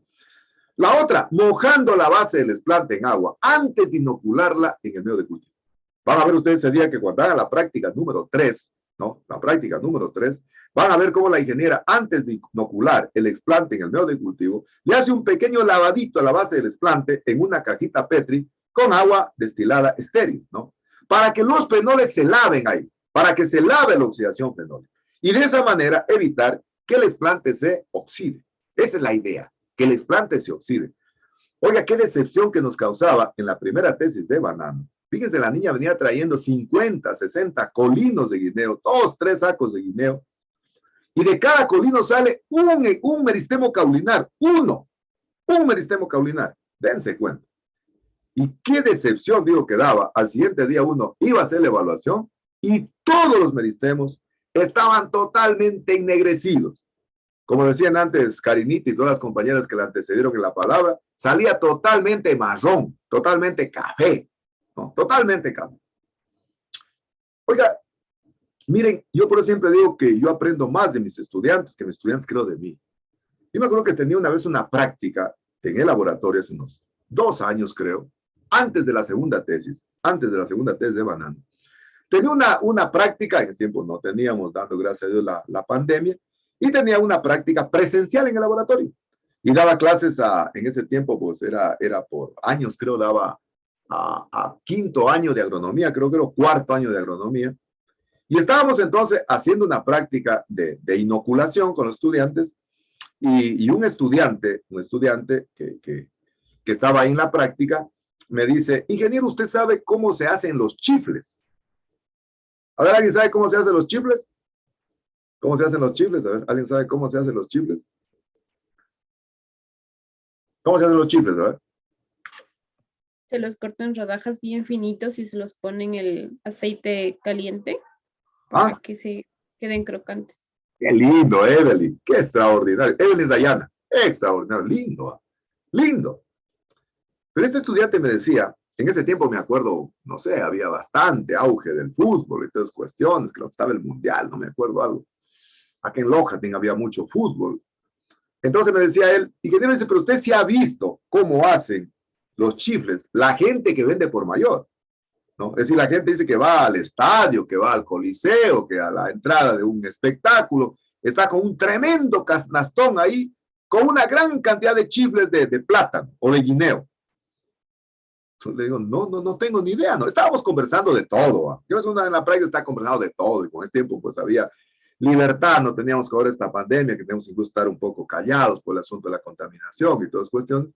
Entonces, ¿y cómo es? Vea, ingeniero, yo tuve la posibilidad, que dice un vecino, dice, vende chifles en el estadio.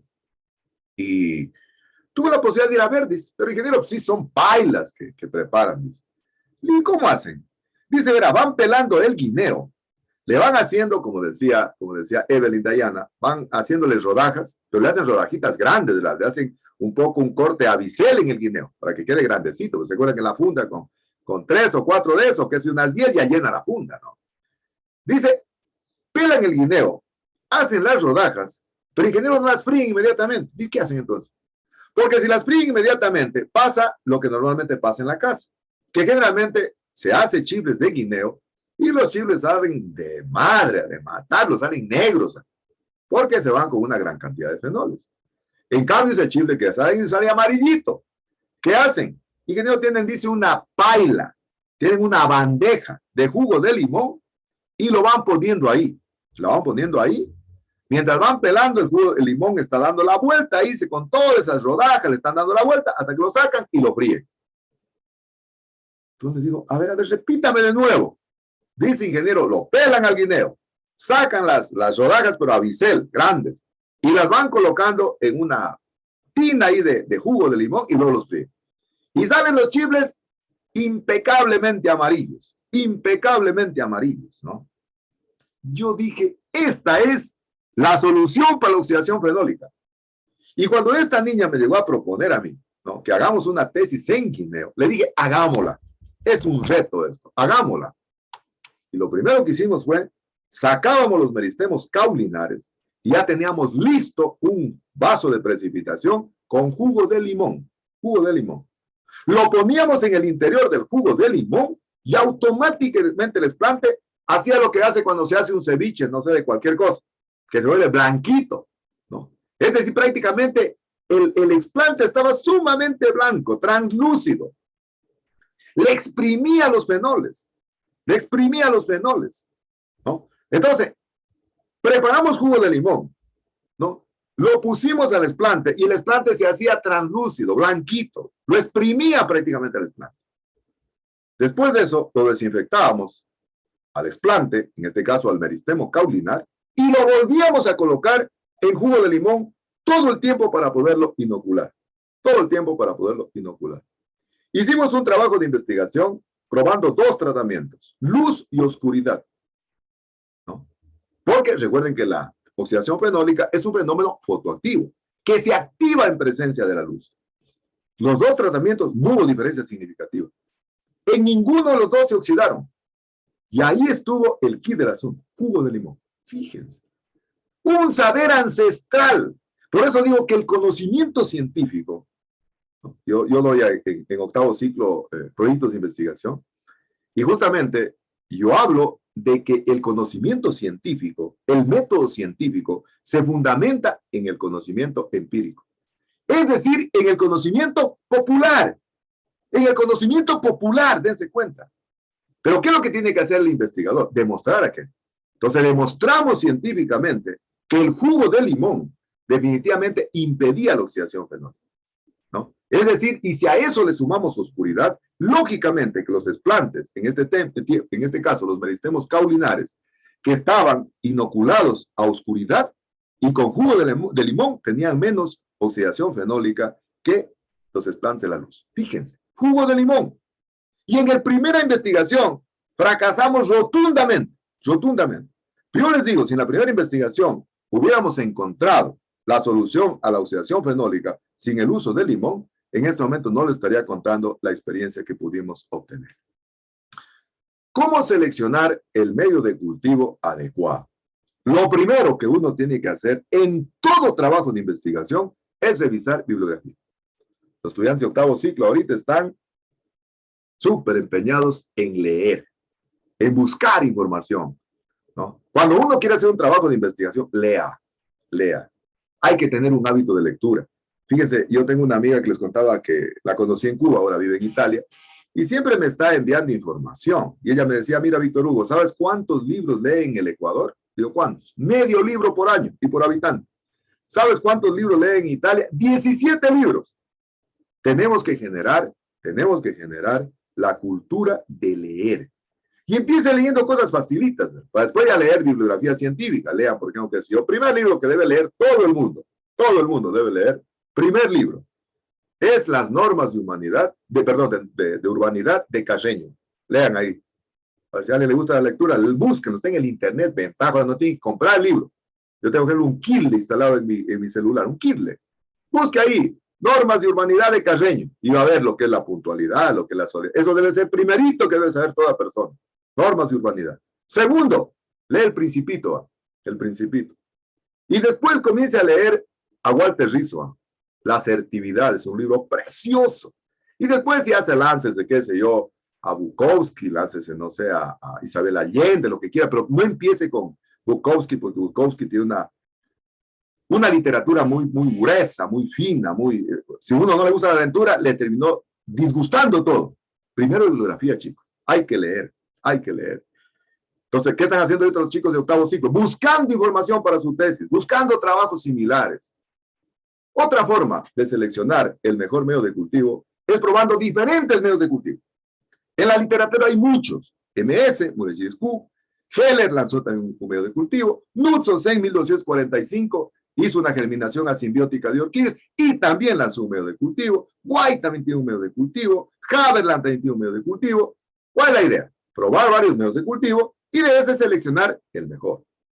Tercer criterio, probar un solo medio de cultivo. Por ejemplo, Murachí y Escú. Y va a probar en 3 concentraciones. Una concentración baja a 1/4 de la concentración de las sales. Una concentración media a la mitad de la concentración de las sales. Y una concentración alta a la concentración original. Esta niña que está trabajando en orquídeas, en cariogénesis de orquídeas, está probando el medio de cultivo Knudson C. Y está probando en 3 concentraciones de sacarosa. Vamos a probar para ver si es cierto que dicen que a medida que se incrementa la concentración de sacarosa, se incrementa la germinación de la semilla. Eso vamos a demostrar científicamente. Si la especie vegetal con la que usted trabaja tolera la salinidad, es decir, es muy salina la especie, pruebe el medio de cultivo de Murachí y Escú, 1962. Porque ese medio de cultivo es un medio muy enriquecido en sales. Pero si la especie tolera a media la salinidad, es decir, medianamente la salinidad, utilice el medio de cultivo de Heller. Este es un medio de cultivo que tiene una concentración salina más o menos intermedia. Pero si la especie con la que usted está trabajando no tolera la salinidad, es muy sensible a la salinidad. Por ejemplo, hay el pino, por ejemplo. El pino es calcífugo, no tolera el calcio. No tolera el calcio el pino. Porque recuerden que los pinos crecen en suelos ácidos, ¿no? Y ustedes mismos dijeron que si le ponemos calcio, se incrementa el pH, ¿no? El suelo enriquecido con calcio no les gusta a las coníferas. Porque las coníferas son calcífugas. Es decir, son muy sensibles a la salinidad, en este caso con calcio.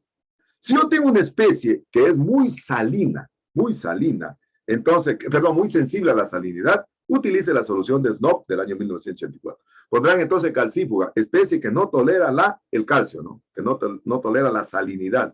Calcífuga, especie que no tolera la salinidad o el calcio, ¿no? Entonces, si la especie es muy sensible a la salinidad, utilice el medio de Snob 1984. Y finalmente el séptimo criterio, ¿no? Este lo dio un científico muy connotado en cultivo de tejidos vegetales y que yo lo leo mucho, de Fossard. De Fossard, este es un investigador que trabajó mucho en cultivo de tejidos vegetales y nos dejó profundas enseñanzas en biotecnología vegetal. Fíjense, yo digo que hay padres, verán, de cierto tipo de especialidad. Yo, por ejemplo, digo que los padres de los ingenieros forestales, de la ingeniería forestal, son los alemanes, ¿no? Los alemanes viene toda la información que hoy tenemos, la gasometría, que tenemos, qué sé yo, los elementos para medir, los ipsómetros, los clinómetros, etcétera, etcétera, lo generaron los alemanes, que pues la razón por la cual Mackenzie, Schumacher son los primeros alemanes que escribieron gasometría, y no ha cambiado hasta el día de hoy. De Fossard, en el año 1976, él dijo que para poder establecer o para poder determinar el medio de cultivo idóneo o adecuado, se haga un experimento de amplio espectro. Es decir, de Fossard ya hiló más fino. Él dijo, señores, para poder seleccionar el medio de cultivo, hagan un experimento de amplio espectro que consiste en lo siguiente. Hagan variar de los 8 componentes del medio de cultivo, 4 componentes del medio de cultivo. Y esos 4 componentes del medio de cultivo háganlos variar en 3 concentraciones. De tal manera que van a tener un diseño experimental de 3 a la cuarta, es decir, 81 combinaciones de medio de cultivo. Y de ahí selecciona el mejor. Es decir, el experimento de amplio espectro de DeFossart es un experimento científico. Es un experimento que tiene cientificidad, que está realmente en la capacidad luego de poder inferir resultados, ¿no? Es decir, la capacidad de poder extrapolar resultados, de generalizar resultados, porque eso permite la estadística. Para darle cientificidad a un trabajo, entonces, hay que generar la parte de tratamientos y la parte de repeticiones. Entonces, él dice, hacer variar 4 grupos del medio de cultivo, 4 componentes del medio de cultivo, en 3 concentraciones. Y eso nos genera 81 combinaciones. Incluso nos dice cuáles son los elementos que podemos hacerlos variar, y entonces establecemos la siguiente combinación, en este caso del diseño experimental. Este es el diseño experimental. Este es el diseño de amplio espectro que nos plantea DeFossart, ¿no? ¿Cuáles son los componentes que dice DeFossart que se deberían hacer variar? Dice, por ejemplo, los carbohidratos, y nos pone como ejemplo la sacarosa. Segundo componente dice que podemos hacer variar los macronutrientes o las macrosales. Y nos pone como ejemplo que probemos la macrosal del medio de cultivo MS. El tercer componente que hacer variar, él nos dice que podemos sugerir, nos sugiere las auxinas. Y nos sugiere el ácido indolbutírico, es decir, el AIB, que es una auxina. Y el cuarto componente, las citoquininas, es decir, el benciladenina. Y entonces él dice, a estos 4 componentes, háganlos variar en 3 concentraciones. En una concentración baja, en una concentración media y en una concentración alta. Incluso nos da las concentraciones. Ejemplo, los carbohidratos, concentración baja, 1%. Concentración media, 2%. Concentración alta, 4%. Recuerden que dijimos que la sacarosa se puede probar en concentración de 1 a 6%. Entonces nos plantea 3 concentraciones que podemos utilizar de sacarosa. El trabajo de investigación de esta niña que les cuento que está haciendo en caliogénesis de Cattleya, justamente estamos probando el primer componente que plantea DeFossart. Estamos probando diferentes niveles de sacarosa para ver si realmente la concentración de sacarosa, como dice la bibliografía, a medida que se incrementa también la germinación de la semilla. Eso lo vamos a demostrar, qué sé yo, después de unos 6 meses vamos a tener sus resultados, pero nos podemos atrever a decir que sí es verdad o que definitivamente no incide aquello, pero desde el punto de vista significativo. El segundo componente que vamos a hacer variar es las MS, las sales del MS, Murashige-Q, bajo a la cuarta parte de la concentración normal, a la mitad de la concentración normal y a la concentración correcta. El tercer componente, las auxinas, y dentro de ellas el ácido indolbutírico en 3 concentraciones. Recuerden que las auxinas, digamos, se hacen variar en concentración 0,01 a 10 miligramos por litro. Él nos plantea 3, 0,01 miligramos por litro, 0,5 miligramos por litro en una concentración media y 5 miligramos por litro en una concentración alta. Y finalmente las citoquininas, benciladenina. Recuerden que las citoquininas varían en concentraciones que van de 0,03 a 30 miligramos por litro. Así se pueden utilizar en concentraciones un poquito mayor. Él nos pide que el podemos hacerlo variar también en 3 concentraciones. En una concentración baja, 0,01 miligramos por litro. En una concentración media, 0,5 miligramos por litro. Y en una concentración alta, 5 miligramos por litro. De tal manera que el diseño experimental nos va a dar una ecuación 3 elevado a la cuarta, que serían 81 combinaciones del medio de cultivo, y de ahí podemos seleccionar el medio de cultivo más adecuado para poder continuar con el proceso de micropropagación. Entonces, miren, el experimento de amplio espectro de DeFossart ya le mete un componente científico. Finalmente, quiero terminar las 2 partes de la conferencia que he dado tanto de la semana anterior como la de ahora, relacionada con la composición química del medio de cultivo, sintetizando en un cuadro cuáles son las necesidades nutricionales y hormonales del medio de cultivo de tejidos vegetales. Dijimos agua, 95%. Requiere sustancias orgánicas y sustancias inorgánicas. Dentro de las orgánicas, carbohidratos, aminoácidos y vitaminas. Y también tenemos los reguladores del crecimiento, las principales, auxinas y citoquininas. Sin embargo, también tenemos las giberelinas, el ácido abscísico, el etileno y las oligosacarinas. Sales inorgánicas, macro y micronutrientes. Macronutrientes, aquellos que la planta los requiere en mayores cantidades: nitrógeno, fósforo, potasio, calcio, magnesio y azufre. Micronutrientes, aquellas que la planta los requiere en pequeñas cantidades, pero no se puede prescindir de ellas porque están asociadas a la actividad fotosintética y básicamente a la síntesis del zinc, ¿no? Por ejemplo, el caso del hierro, el caso del zinc, el boro, el manganeso, el cobre, el cobalto, el níquel, el aluminio, el molibdeno y el yodo. Y mezclas de compuestos no definidos, que decíamos que se podrían utilizar en casos extremos. Por ejemplo, el extracto de levadura, el agua de coco, el extracto de varios vegetales, de varias frutas, el hidrolizado de caseína, la peptona y la triptona. Entonces, esta es la necesidad nutricional y hormonal que debe contener el medio de cultivo. Pero no podemos descuidar de ajustar el pH, que puede estar entre 5 a 6,5, con todas las particularidades que tiene el pH relacionado con la concentración del agar. Dijimos que de manera natural, el pH del medio de cultivo al final generalmente disminuye entre 0,3 a 0,5 unidades. Entonces, este es en resumen la composición química del medio de cultivo que hemos abordado en las dos clases. Bien, hasta ahí entonces la clase del día de hoy. No sé si tal vez tienen alguna pregunta, alguna sugerencia, alguna observación que tengan, alguna cosita que no se les quedó claro. Por favor, recuerden, todas mis clases, yo las grabo y las subo automáticamente a la página. Si alguien quiere volver a repetir, volver a escuchar, por favor puede hacerlo sin ningún problema, sin ningún inconveniente, ¿no? ¿Alguna pregunta, alguna duda que tal vez haya quedado? ¿Alguna cosa? ¿Quedó claro?